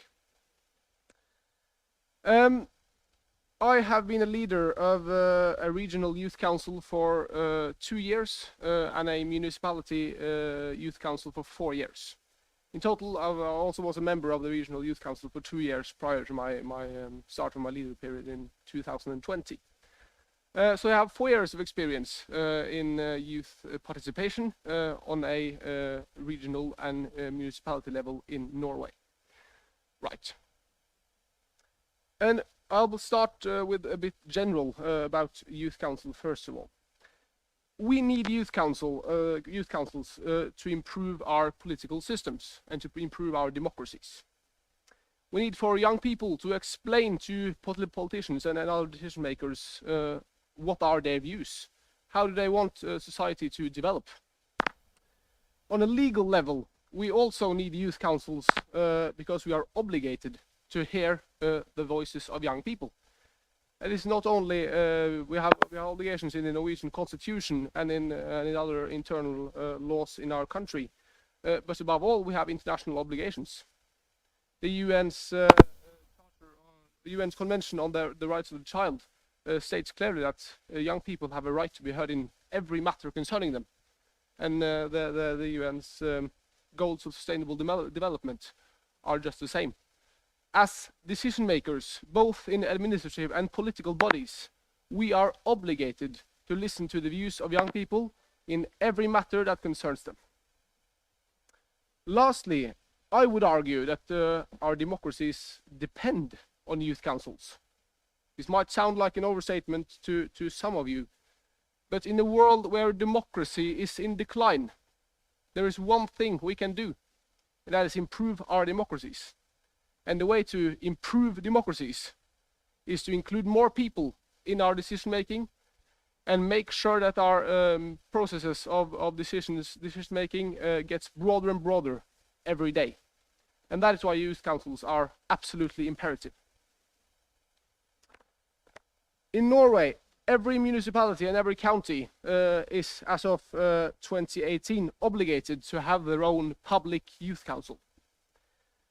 This ensures that in every county and every municipality in Norway, they are legally obligated to listen to the views of young people, and also to have a body that are meant to represent young people. It is also very important to state that this legislation that obligates them to have youth councils is followed up by a second obligation for them to send every single matter concerning young people, which I would imagine most of you understand is quite a lot of politics, to these youth councils. They have a legal right to express their views in every single matter that concerns young people. And this is all over Norway. Whether this is the case all over Norway, I'll come back to. But practically, this means that every municipality needs to elect a public body of young people meant to represent young people in political decisions. And this is, as I said, this is how it's supposed to work. But it's also important to say that this is not just Norway. Every single nation, as I said, that have ratified or signed the UN's Convention on the Rights of the Child or the Sustainable Development Goals are legally obligated to listen to the views of young people. So this is our way of doing that, but every single country that have joined these international obligations are also, in the exact same way as Norway, obligated to listen to the views of young people in every single political or administrative decision that concerns young people. Those are the laws, and one might of course claim these are strict laws and could perhaps make it difficult to be a politician sometimes, and perhaps you're right, but they are the laws, and they are here to be followed.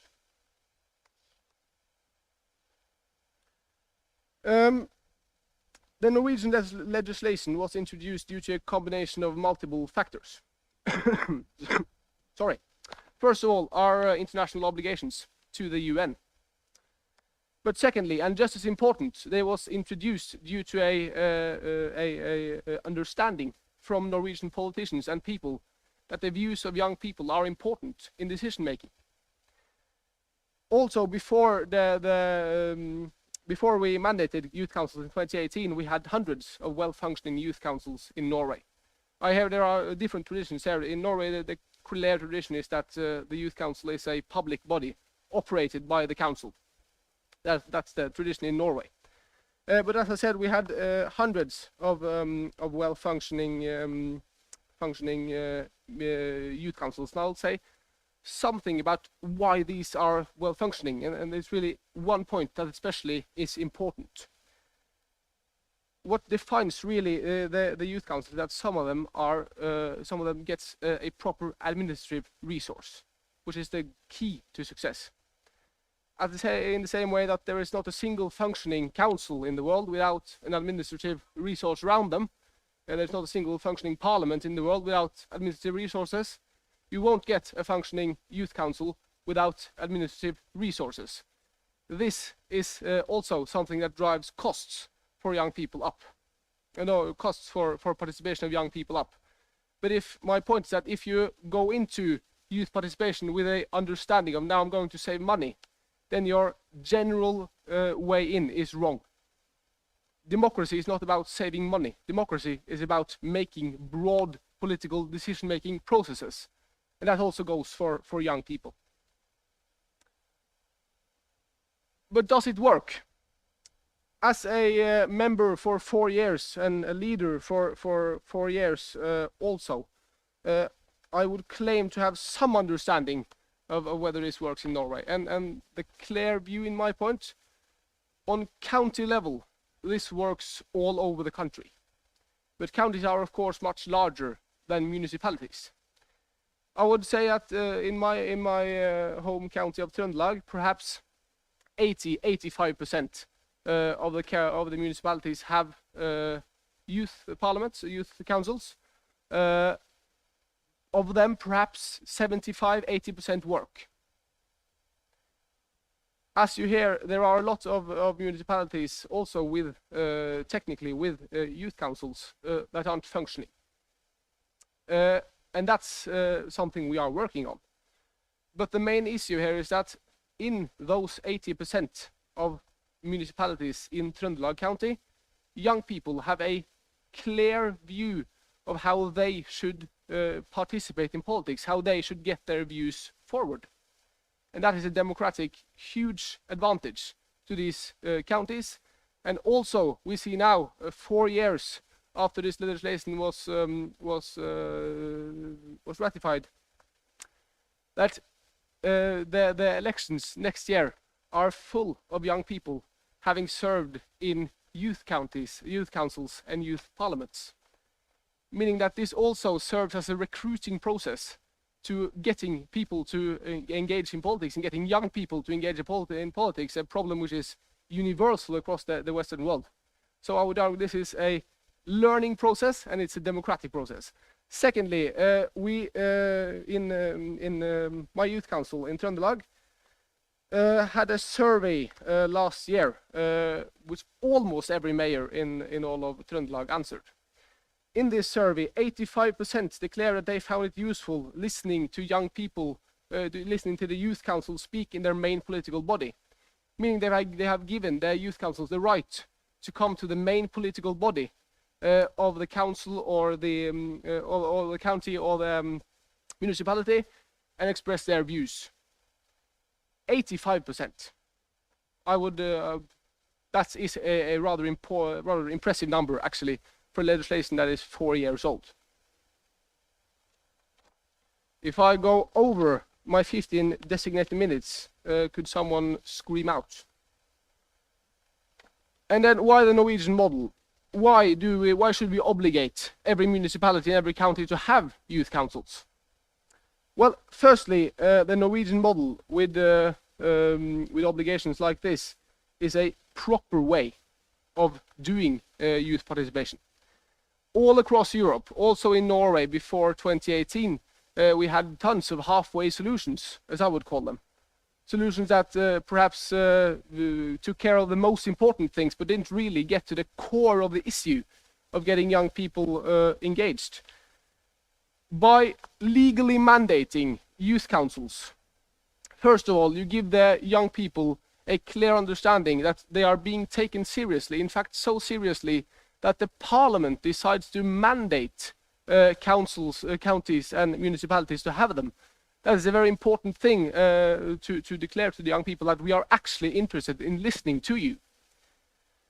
And secondly, I would also argue that having political bodies in municipalities or counties roaming around without any legal foundation is a rather untidy way of organizing a democratic society. Political bodies should have a clear foundation in our laws. Lastly, the Norwegian model is a model with no way around it. Even for people working as politicians or in administrative positions, even if they don't understand the reasons why we should have youth parliaments or youth councils, they are mandated to listen to them. So even people that are a bit, I don't like to use the word, well, people that are a bit old-fashioned and want the democracy to be the way they have been the last the last 50, 60, 70, 80 years, even they are obligated to listen to young people, and that way the young people actually are heard in every decision just about. And I really I'm interested in hearing about the NGOs and other ways of making young people heard in democratic societies. But I would argue that the best way of letting young people know we are interested in your views, we are interested in how you wish to develop our societies, is by legally mandating both politicians and administrative workers to actually listen to young people. That is the only way you'll get it universally in an entire system.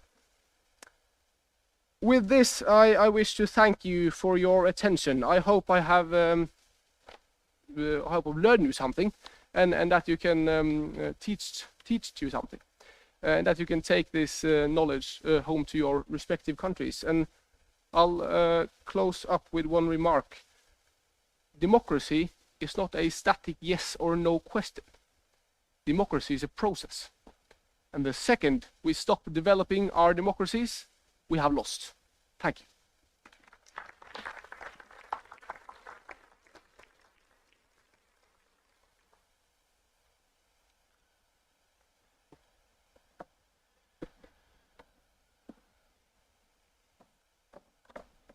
Thank you so much, Vegard, for the presentation and sharing your experience from Trøndelag.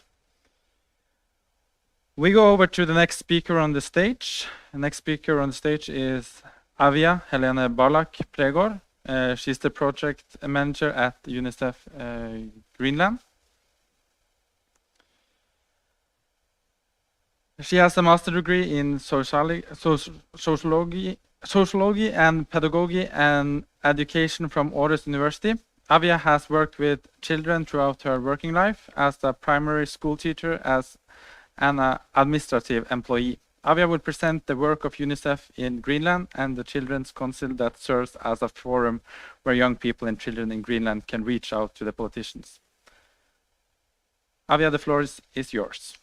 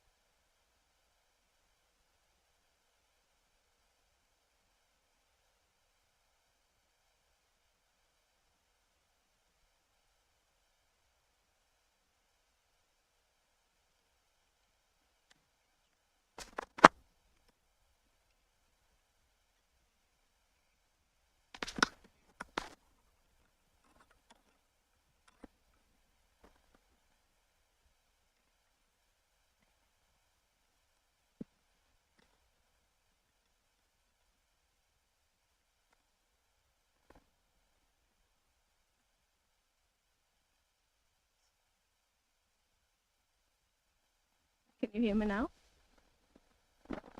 Good. First of all, I would like to thank you for the invitation. I already was introduced, but my name is Aviaya, and I work at for UNICEF in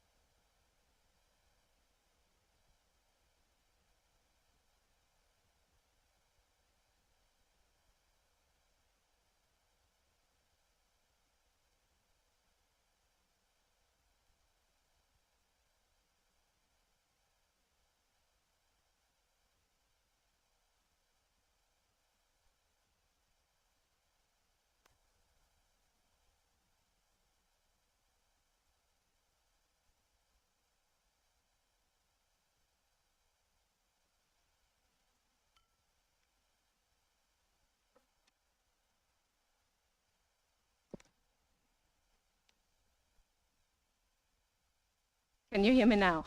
Oh, that's good. Maybe I'm too old to speak here. That's why. So, yeah, my name is Aviaya, and I'm 25 years old, and not. I work for UNICEF in Greenland.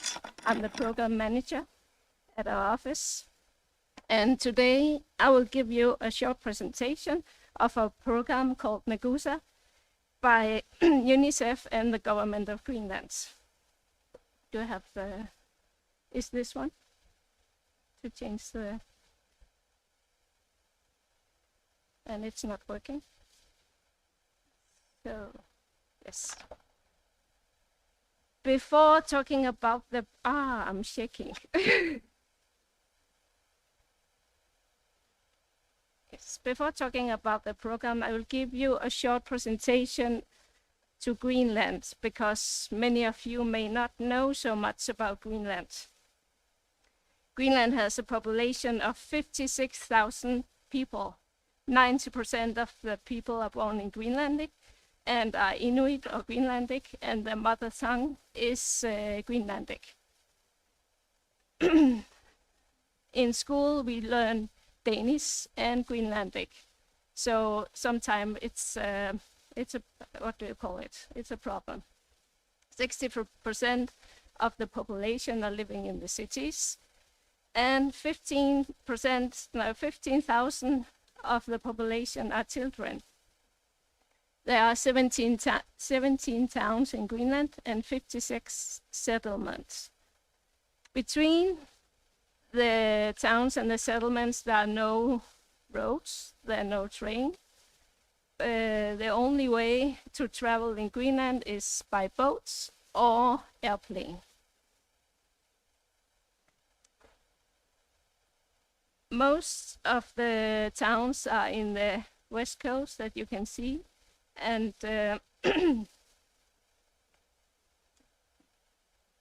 yeah, I'll start. As you can hear, Greenland is truly sparsely populated area, which makes it challenge to reach the whole country. And we already hear that also here it's a sparsely populated area, but in Greenland, because we can travel between the country as far as here, there's no roads, it's a bit difficult to reach the whole country. But a large majority of children in Greenland grows up in safe homes. But we also experience a large minority of children that experience neglect, abuse, violence, and alcohol abuse. That's why UNICEF and the government of Greenland started the collaboration in 2010. The collaboration, Nagusa, means let's be strong. It's run by UNICEF at our office.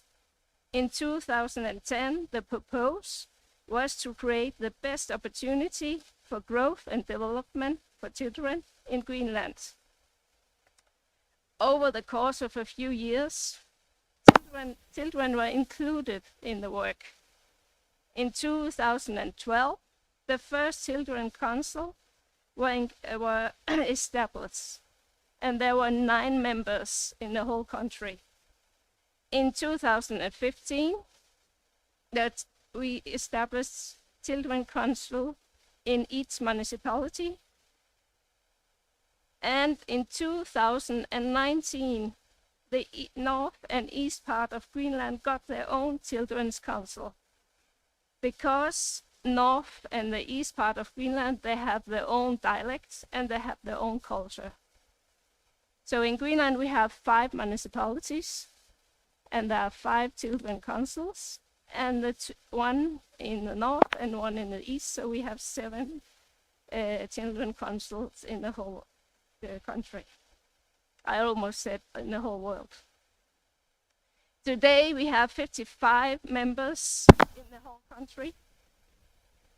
In 2015, Nagusa established a pupils council in the primary school, and we call them Nagusakat. Nagusakat means the small, strong.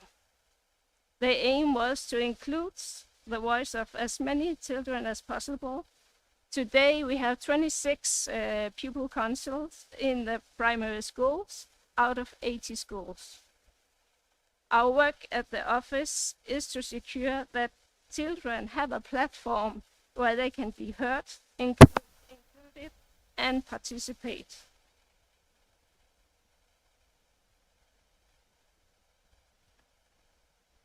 And this shows where the Children's Council are.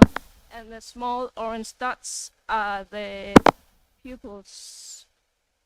I don't want to move. In the primary school, the councils in the primary schools. Should I take off my jacket or what? No.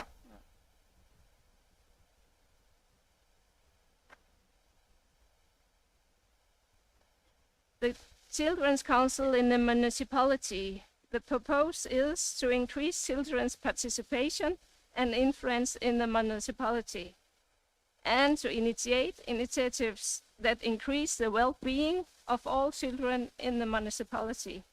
Also to contribute to increase the knowledge of the Convention of the Right of the Child. And the Children's Council is to be considered as a voice of children in the municipality. The Children's Council in the municipality, they meet once a month. They work closely together with Nagusakat in a primary school, and 4 times a year they join the meeting with the National Council, and once a year they have a summit.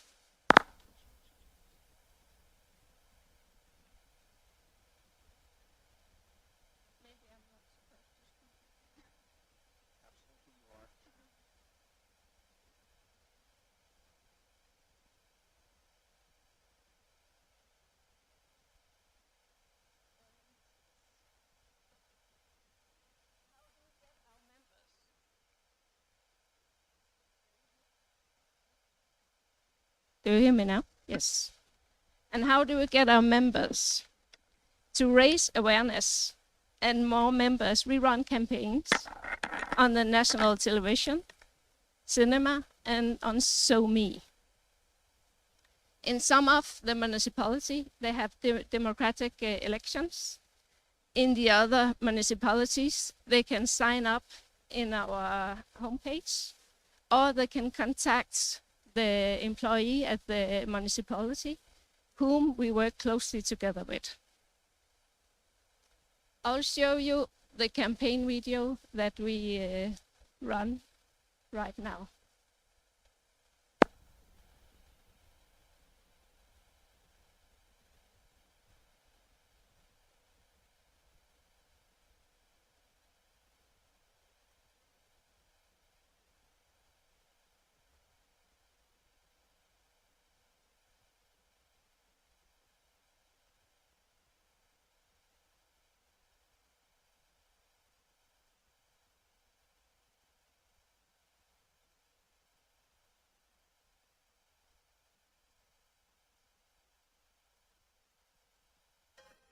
حتى minut ست minut وكيوقعت ما قد اسم الصفين إلى صوت النوصف ما قد اسم صفين إلى نبي ستولو أتلقى قد أغسب كما تولو كلا سنان ما قد أدوى غسات بتانق ما تكسل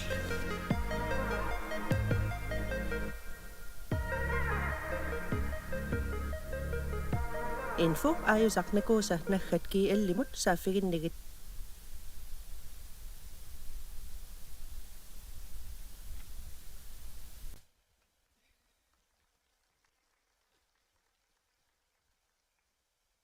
That's a campaign. When we started it, we only had 28 members, and now we have 55. The purpose in the primary school for the council there is the same as the purpose for the children's council, but they work only inside the primary school, but they work closely together with the children's council. Then we have the national children's council.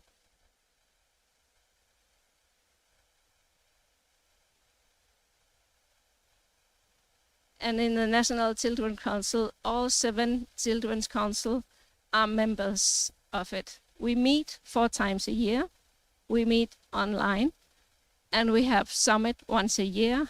Every second year is physical, and the other year is online. This year it's online. And at the summit, we work with a specific topic, whereto they make recommendation to hand over to the decision makers. Last year, the topic was climate change, and the recommendation was hand over to the mayors and to the minister. And this year, the 8th of December, the Prime Minister is invited, and he is going to talk about how he had handled the recommendation that the Children's Council handed over last year. The National Children's Council are considered as the voice of Greenlandic children, and they participate as that in interviews and other activities that include children's voice. We are working with a way to reach as many children's voice as possible, and so that it's not only the children who are good at speaking or who are well educated that that's voice are being heard. We are working with a tool called U-Report. It's not yet implemented, but with U-Report we can reach the children very quick with SMS. It have been implemented in Canada, so we are working closely together with Canada. And for today, the question for me was, what platform do we give the children? We secure and structure that children participate and are included in decision making in matters of interest to them, and their voice are being heard locally, as you have seen, nationally, and internationally. Internationally, we have one member of the Children's Council sitting in Children's Advisory Team. It's a Children's Advisory Team underneath UN. So the general comment number 26, when the report is being produced right now, our members is giving advices. It's the first time in UN they're trying to involve children in making general comments. I think I have a picture of her. Yeah. They are children from all over the world in this advisory team. And there you have Maya Naduk, who is, Maya Naduk is also participating in Egypt right now in the panel, youth panel about climate change. And the second question I was asked was, what do young Greenlanders want? I can say that they share the same dream as any children in the whole world. They want to grow up in safe and secure homes. And they want adults to act for the climate. In addition, they have specifically for the last 12 years asked for these action. At the first Children Concert Summit, they have asked for more visible parents. And the campaign that we ran at that time was called More Mother and More Father. They have asked for social workers in every primary school, and today they have social workers in every primary school in Greenland. They have asked for shelters for young people that drift around in the city at night. Today, some municipal have shelters, and some is working on establishing shelters for young people. They have asked for more tolerance and acceptance between peers and children. And right now we are running a campaign called Are You a Good Friend? And when we ask, we send out a survey, 90% of the whole country knows about Nagusa. They have, the last summit, they asked for awareness of recycling and to use more local products. At the 5th of June, the International Climate Day, they arranged a pop-up swap day in each municipality by themselves. They have been interviewed to the government, and in the interviews, they have said that they want more adults and parents who set limits. They want physical places where they can talk to an adult when they need it. And they want to be heard and included. Right now, we are preparing a summit where the focus will be climate activism and local climate action. Thank you.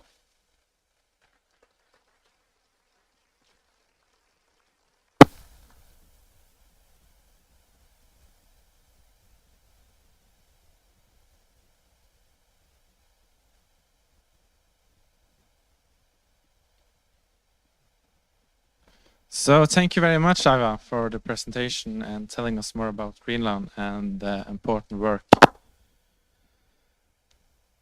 We will go further in the program, and the next speaker is Esther Jonsdottir. She's the member of the Icelandic Youth and Environmentalist Association. She has a Master of Science in Political Science, Global Environmental Governance, Sustainability and Climate Change from Vrije University in Amsterdam, and is currently working on 2 additional diplomas in Practical Equality Studies and Disability Studies at University of Iceland. Esther is one of the creators of Solin, a scale that measures the environmental impact of party manifestos for the parliamentary election in Iceland in 2021. So Esther, the floor is yours.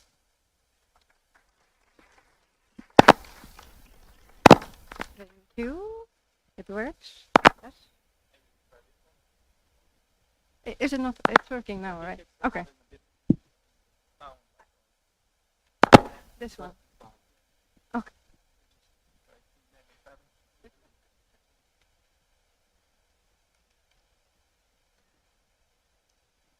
Okay.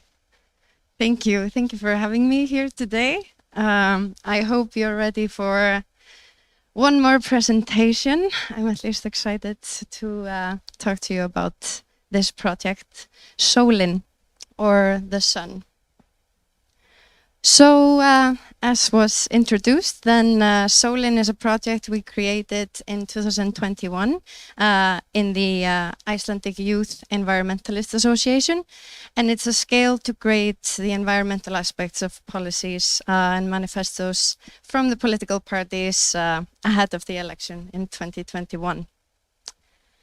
Now, I'm gonna talk to you a bit about the process. So first of all, when we started this, it was in October 2020, and the board of the association was having a conversation with the political parties, and they were thinking, it's great that we're having this dialogue, but we kind of need something where we can actually get something a little bit more tangible, that we don't just get these words and promises, but if they are written down and more in the national discussion, then maybe we can get something working a bit better. So the Solin was officially born. In May of 2021, the board hired 3 people from the association to work on this project. So that was me and 2 other women. And we all had different backgrounds and were not associated with political parties. So I'm a political scientist, then Sigríður, another member, is a psychologist, and Aðalbjörg, a biologist. But we all shared kind of having this background of environmental specialization within our study. Once the team was gathered, we had a conversation with the members of the association to see what kind of ideas they had and what they wanted from the political parties. After that, we talked with the board. We also got some ideas from them. And then we could kind of start to map out what we needed to do for the scale to work, what kind of themes were there. And once we had that kind of down, we talked with experts, with academics and specialized people within institutions to see how we should approach each idea that we wanted to have on the scale, so we could have a good scientific standing point when we were justifying what we wanted the political parties to do. After that, on May 17th, a great day, I think, for the Norwegians. Then we sent the criterion to the political parties, and we messaged them that we wanted to have a meeting with them so we could tell them a bit more about the project and have kind of an equal standing point for everyone. So we met with the parties, and then we could be very transparent, and if there was something that wasn't clear, we could talk to them about that. So everyone kind of had the equal grounds coming into the project and had all of the summer to prepare for the elections, to work on their proposals and include what we wanted them to include. On September 3rd, we published the grades at an event that was really successful, and I'll talk a bit more about later. On September 25th, we had our elections, and that overall is the process of Solin. Now, we wanted to keep neutrality when we were doing this project. So like I said, we were not affiliated with any political party ourselves. And then all the documents we got from each political party had to be accessible to the public. And then it went through the board. The board erased all names or any indications of which party had sent us this policy. You can see the yellow marks there.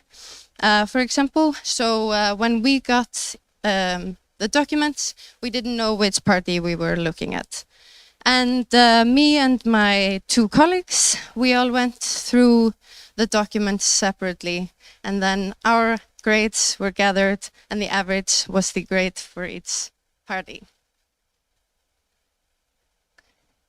Now we split the project into 3 categories, and this was also to make it a bit more easy for the public to access this. So first of all, we had climate change, which accounted for 40 points. Then we had nature protection for 30 points, and circular society for 30 points. So overall, the political parties could get up to 100 points for 76 ideas or specific issues. So some of the issues, as you can see, accounted for more, and this is something that was what we deemed more important. And it was also to make it a bit more equal. So for example, in the nature protection, we had one issue which was about having a national park in the Highlands, which has been a controversial topic in Iceland. So for us, the political parties got 2 points if they wanted that. They got 1 point if they wanted some protection in the Highlands, but didn't go all the way. So it was kind of to also give some space with that, so it wasn't too harsh. So here we have the result from the political parties. And as you can see, some of them got 1 point out of 100, but then others really worked hard and got over 80 points. So this was really great for us to see that the politicians were actually taking into consideration what we had been talking about and implemented. And sometimes it was almost word by word how we had explained the category, how they implemented it in their promises. So we really felt like we were being listened to, and now we have it all documented to work with. So about the event, we created, this is one of the big posters we created with all the categories so people could see each point that the political parties got. We hosted the event in the Nordic House in Reykjavik, and we had a full house. We invited politicians. We had, of course, a lot of members from the public and then members from the media showing up. And this was really exciting to be a part of because we really made it very dramatic. So I don't know if anyone here watches Eurovision, but in the end they do the points like Greece, 12 points and all that. And it was kind of the same way here. So we would do the Independence Party, 12 points. And it was like either people were very like gasping or they were clapping, and like it created a big discussion, which was really, really great and what we wanted. Here you can see one of the members of one of the political parties getting the grade with our chairperson, Tinna. And as you can see, there were a lot of questions and a lot of comments, a lot of discussion at the event. And a great thing that happened, we got a lot of media coverage. So this is from RÚV, the national TV station in Iceland, and from the evening news on the 3rd of September when we released the grade. Here's some more media coverage. And here we have a panel discussion also at the national TV station, where the parliamentarians and politicians were asked about how they did in Solin, why they did do good or why they didn't do good. And there were a lot of parties that did do well, that used Solin throughout their campaign. So they really kind of patted themselves on the back and made sure that that was something they highlighted as something they were doing good. While the parties that did maybe not do so good were kind of more trying to avoid it, or some would even kind of try to talk it down a little bit, but we're quite strong and shine bright, so that's fine. So here's our campaign. We were mainly online with our campaign. So we have this webpage, solin2021.is, which is still available, and parts of it are in English if you're interested in checking it out. And there you can see the grade for each of the party. We also created leaflets that we printed to some extent, but we also made it available on our webpage so people could print it out. And I knew some folks that printed it out and put it up in the cafeteria at their workplace so people could check that out before the election. And then, of course, on our social media, we were really active, Facebook, Instagram, all of that. And lastly, we had stickers, which was a really fun way. It was, for us, it was both cost effective and didn't use a lot of materials, but also it was really engaging. So people could get stickers from us and post them all around. And as you can see, we have there in Húsavík in the north of Iceland, and we have in Reykjavik, and it went all over the country. And even there's a picture in Utrecht, so it went to the Netherlands. There's also from Copenhagen. So we were really expanding, which was great. Now, just for the results. So here we have the total amounts of points in Solin versus in the elections. And you can see it's not the same. But what is still really useful for us is that we could see from Solin where parties were in disagreement. But most importantly, what we could see was where they aligned. So here you can, for example, see that almost all the parties want to take into consideration land use when it comes to carbon emissions in Iceland. So when the government, after the elections, when the government was made, what we could really easily do was take together all the things that they agreed on and make a statement and show them, this is basically what you have to do. We've done the basic work for you, so just implement it now. So that's something we're hoping that they will be able to do. So, in the end, the Solin is now something that has become part of this discussion. And we are going to be able to continue to use it to see how the parties are doing. We are now starting to work on a project to complement Solin, the sun, which is called the Mánin, or Tunglið, the moon. And that's going to be a way for us to demonstrate and explore how well, especially the government, follows up with the promises that they made through Solin. Then we will have elections again in 2025. So the Solin will just continue to shine and be part of the elections in the next round. So thank you very much for your attention.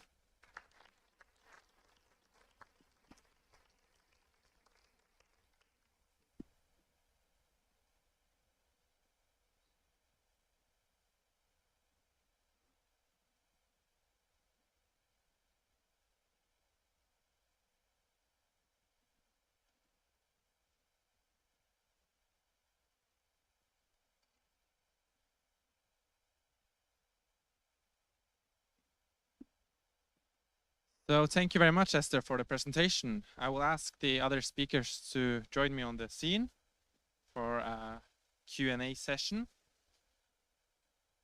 As the other Q&A sessions we had before, I want to ask the audience for questions, and also for the people that are watching us on the stream online.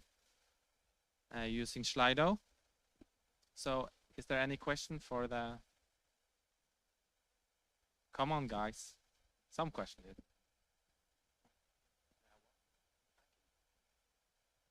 Yeah, I can go around, run around and ask if there's someone question. There you go. This is a question towards Vegard. It's the Youth Council again. Are there any representations, Jesus, of Sami youth in these organizations, or do you have any connections with them, or do you have any work with them? Yes, thank you for the question. The short answer is that just like in parliamentary elections or regional, I'm hearing a distressing sound here. It might be that my microphone suffers the same problem. The short answer is that just like in parliamentary elections or municipality elections or county elections, there are no one has a free place.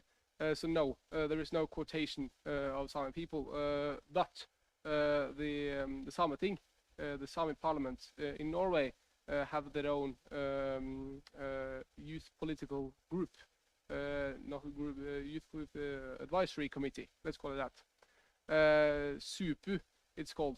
So that's really the short answer. But there are, of course, people of all both indigenous people and minorities are represented in counties and in councils all across Norway.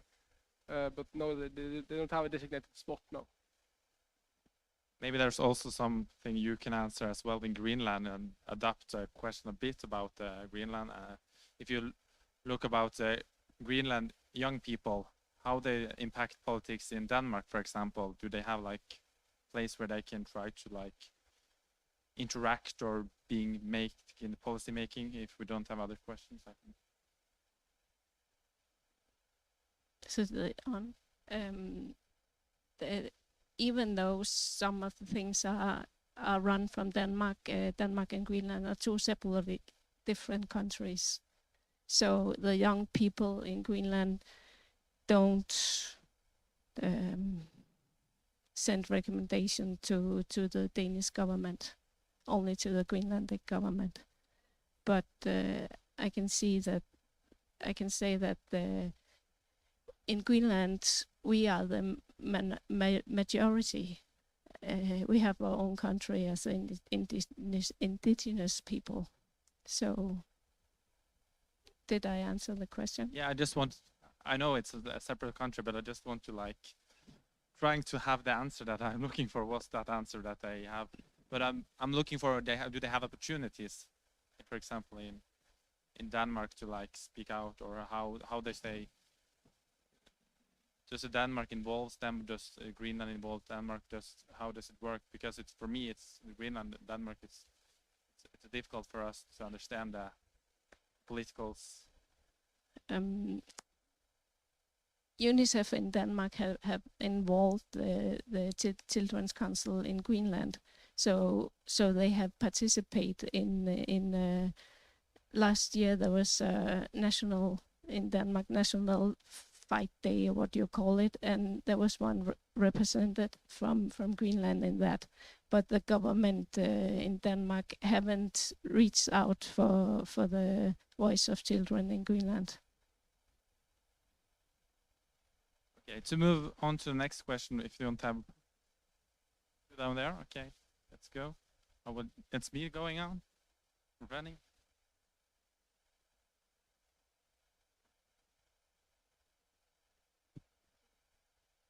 My question is for Esther. I'd like to first preface by commending your work. You've carried out tremendous work in creating a system like Solin. It's amazing. And I'm so impressed by it. I'm wondering, did you model it off a framework, or is there a framework you could devise or create so that a system like that could be devised and mimicked in other countries? I feel like it would be such a really influential and powerful tool. I mean, in a world of misinformation and fake news, it's so important to have the facts easily displayed in democratic processes. So would you consider developing a framework, or is there one already existing? Thank you. Thank you very much for this. There are 3 tools that are not exactly like this, but that we kind of looked at. So I don't exactly remember what it's called. There were I think 2 in the US, so the systems are a bit different there, but they were kind of looking a bit into the environment and politics.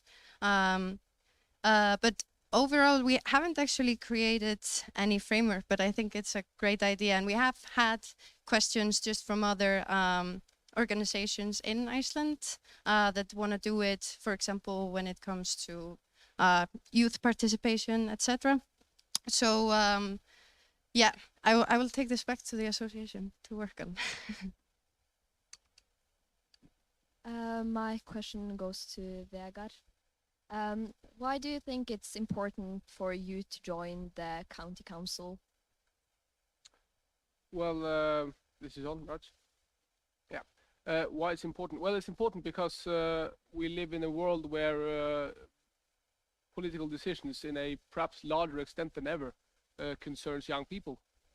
A world with a climate crisis and now an energy crisis, which on a macro level concerns really quite a lot of how we are supposed to organize our society for the future.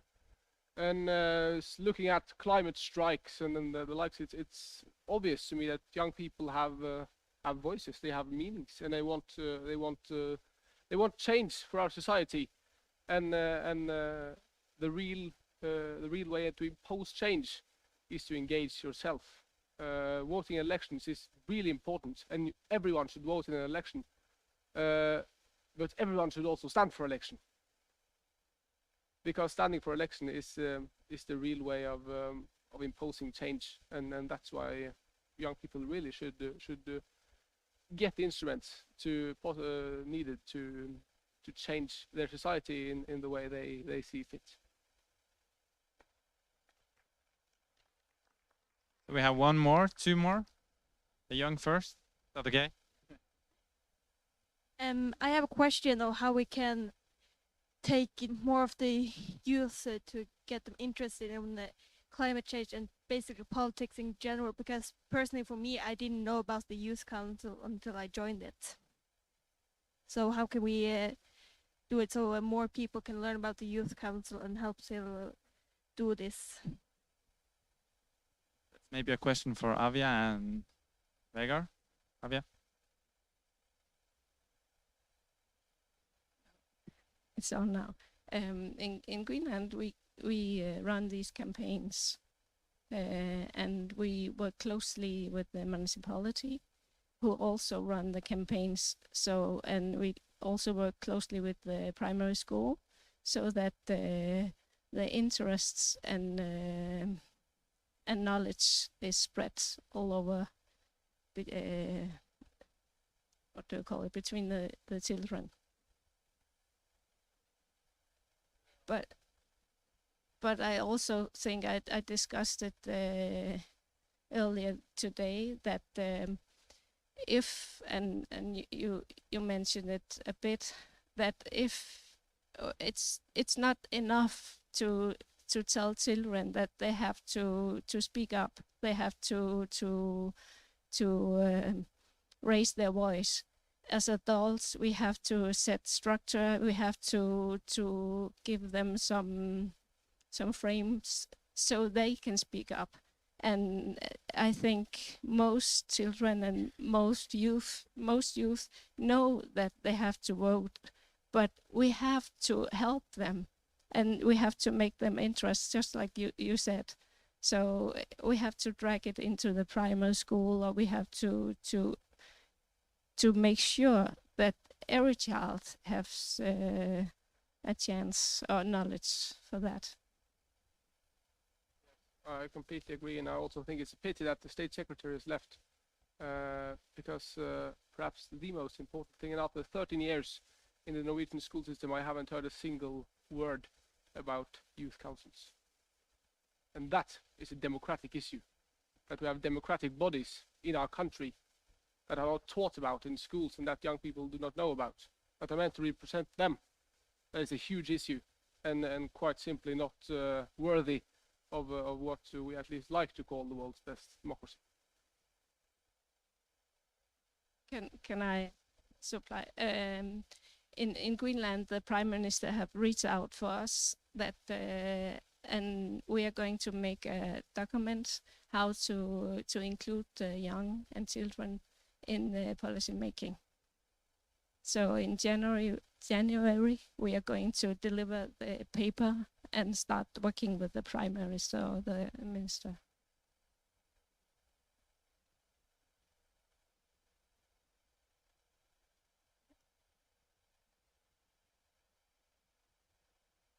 Does it work now? Yes. I have a question for Aviaya. I think you already answered it a little bit, but I was wondering, as you were saying, it's not that you can just ask a question to someone and then they make a decision or give you an answer.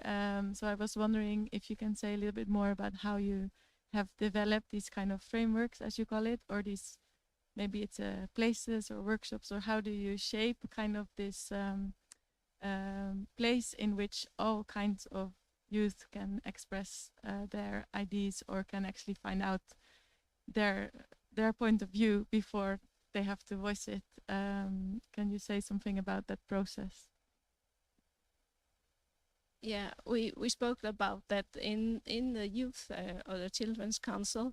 It's almost strong young people who are used to speak up, who are sitting there. But how do we reach the other kids? And that's why we are talking about this U report. That's a survey, if you can say so, that an SMS ticks in on their phone, and they can answer it if they want. And in that way, we can reach all children, also the weak ones who doesn't want to speak up in front of everyone. Did I answer it? Yeah. Thank you. I have one question maybe for all three of you. If you could shortly summarize, what are you going to bring home after this conference for the people that you work back at home? What will be the takeaway message for all three of you? Thank you.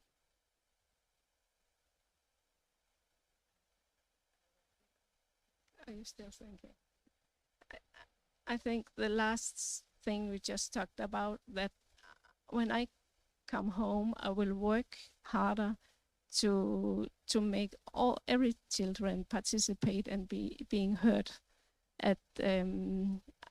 I see here in this room a lot of young, strong people who are well educated, but I also need the voice of the children who are not well educated. And I think they have some other needs than we do here in this room. And you mentioned it a few times. What about the sames? Are they included, and so on? So I think that's the focus I will bring with me home. I have to secure that every children in the whole country are heard. Yes, I'll bring home a clear understanding, which became especially apparent during the session of young people living in rural areas. That despite our differences across borders, people working to get young people to establish themselves in rural areas are facing the exact same challenges all over the northern periphery and Arctic area. And that really is, it becomes quite apparent that we are alike, even with our differences. We are all, after all, we're one.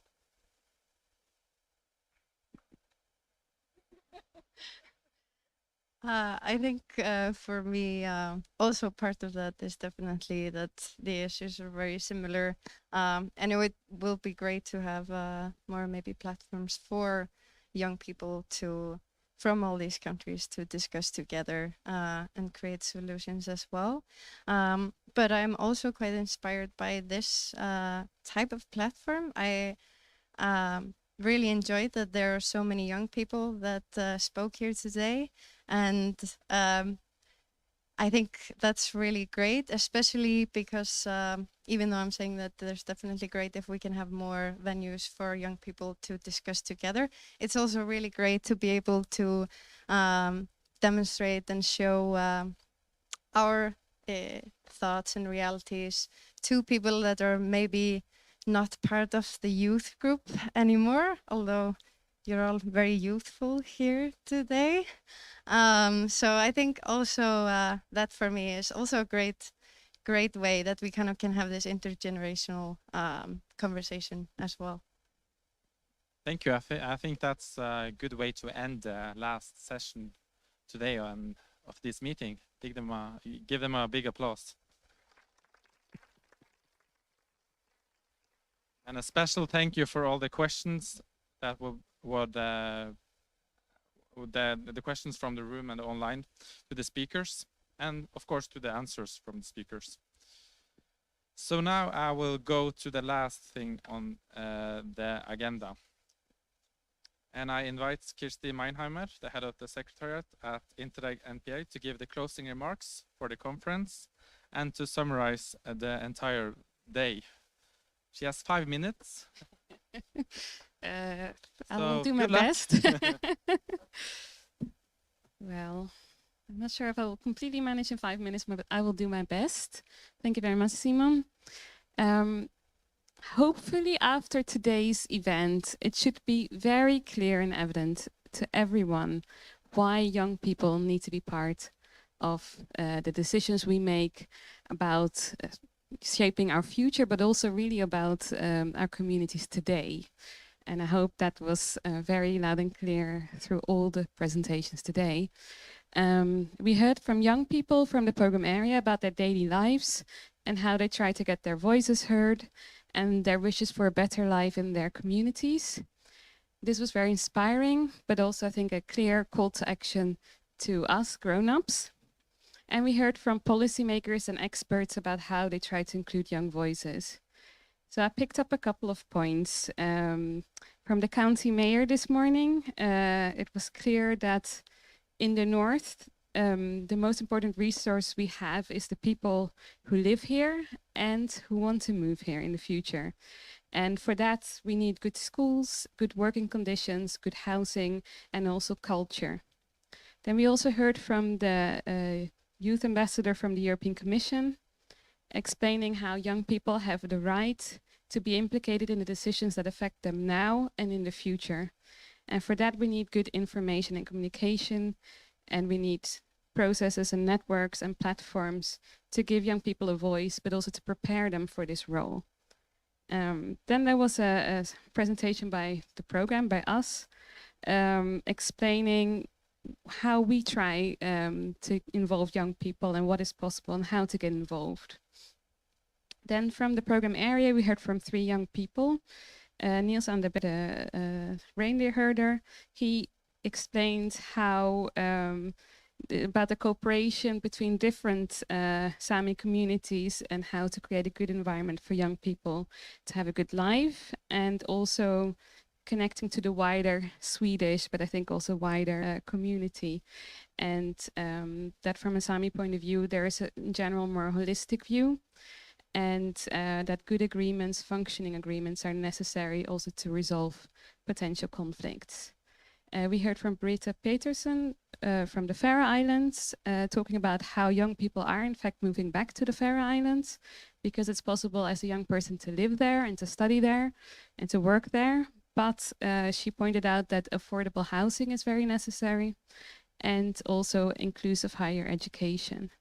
And then we heard from Aisling Maloney, who made it very clear that there's a problem in Ireland with poor transport connections and depopulation, and that everything seems to be concentrated in Dublin. And this excludes rural area, but also people with fewer resources. And it forces young people to leave behind their home and cultural heritage. And one of the things she pointed out was how local communities need a bit more autonomy to help shape their communities. And then we heard from 2 young Norwegians, Leah and Christina, from the Young 2024 board, about the importance of giving young people more responsibility and basically using grown-ups as a resource for networking, but allowing young people to really take the lead on things. And it was clear that young people need spaces to meet every day, and partially to think about policy matters, but also about other things and just to connect with each other. And there's also a need for cultural events all year round. Then we heard from the State Secretary, Kjersti Bjørnstad, about how Northern Norway is seen as a center for the green transition, and also how Interreg programs and NPA specifically can help with this shift, and also how a program like ours can help implement Arctic policy on the ground. And she mentioned a rural policy white paper that will be published in the spring next year, and how young people have been involved in this process. Then there was a panel discussion where the county mayor spoke about different types of green industries that are coming up, a battery factory, hydrogen generation and green steel. And this requires a workforce, but also for people that come to work in these green industries, their partners and their families also need jobs and schools. Then we heard from Emer Manning, the Youth and Climate Justice Development Officer, who explained to us what climate justice actually is, that the green transition should not only be green, but also fair. And she pointed out some tools to help with the involvement of young people in a meaningful way, and how to create change at the local level. And she also mentioned that policy makers should open their doors to young people. And then we heard from Professor Ari Pappinen about forestry and how, well, he went on the fair discussion, is it fair to ask forests basically to mitigate, to capture the carbon from fossil fuels? And also pointed out that it's not fair to ask young people to solve the climate crisis.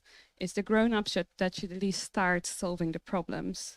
And we should move away from fossil fuels and also use different materials.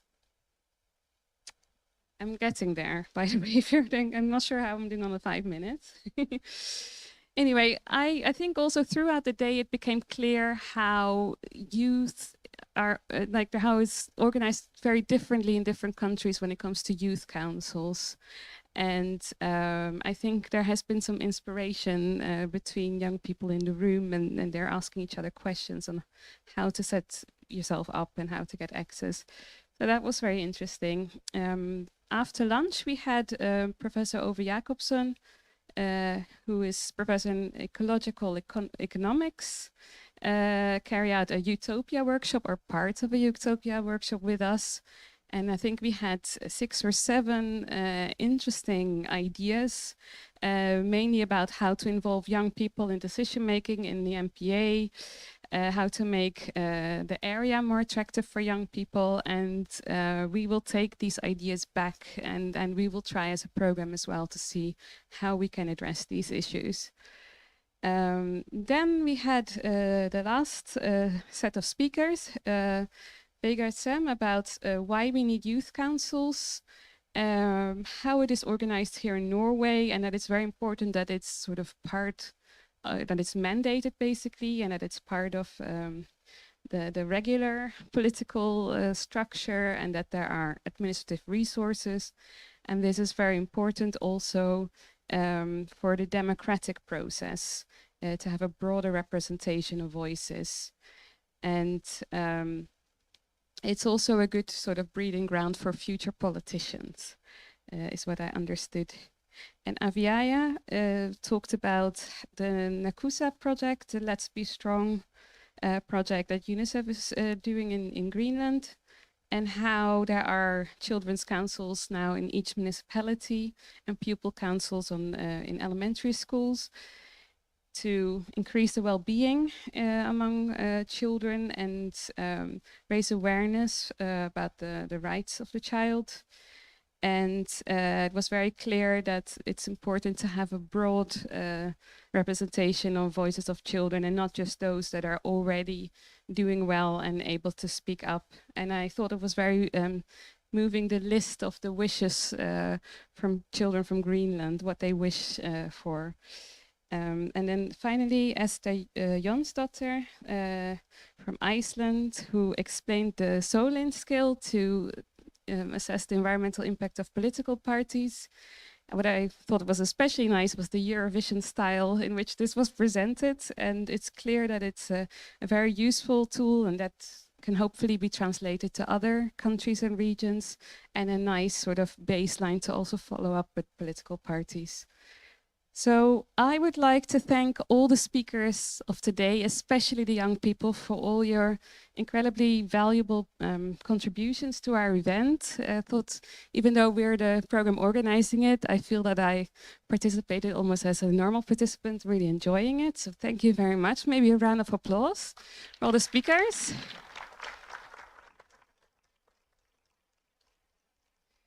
And then I would also like to thank Team Norway, who helped us to organize it, especially Nordland County Council, but also the Ministry of Local Government and Regional Development. So thank you to Team Norway as well. A round of applause. And finally, I would like to thank my own team at the Joint Secretariat, but especially to our own young person at the Secretariat, Lucia Brikova. She has been the main organizer behind today's event and has had a big say and a big role in selecting speakers and connecting with everybody. So I think she deserves a big round of applause.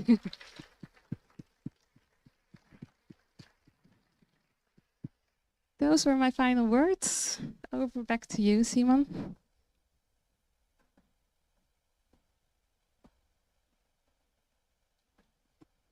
So, thank you very much, Kirsti, for the closing remarks.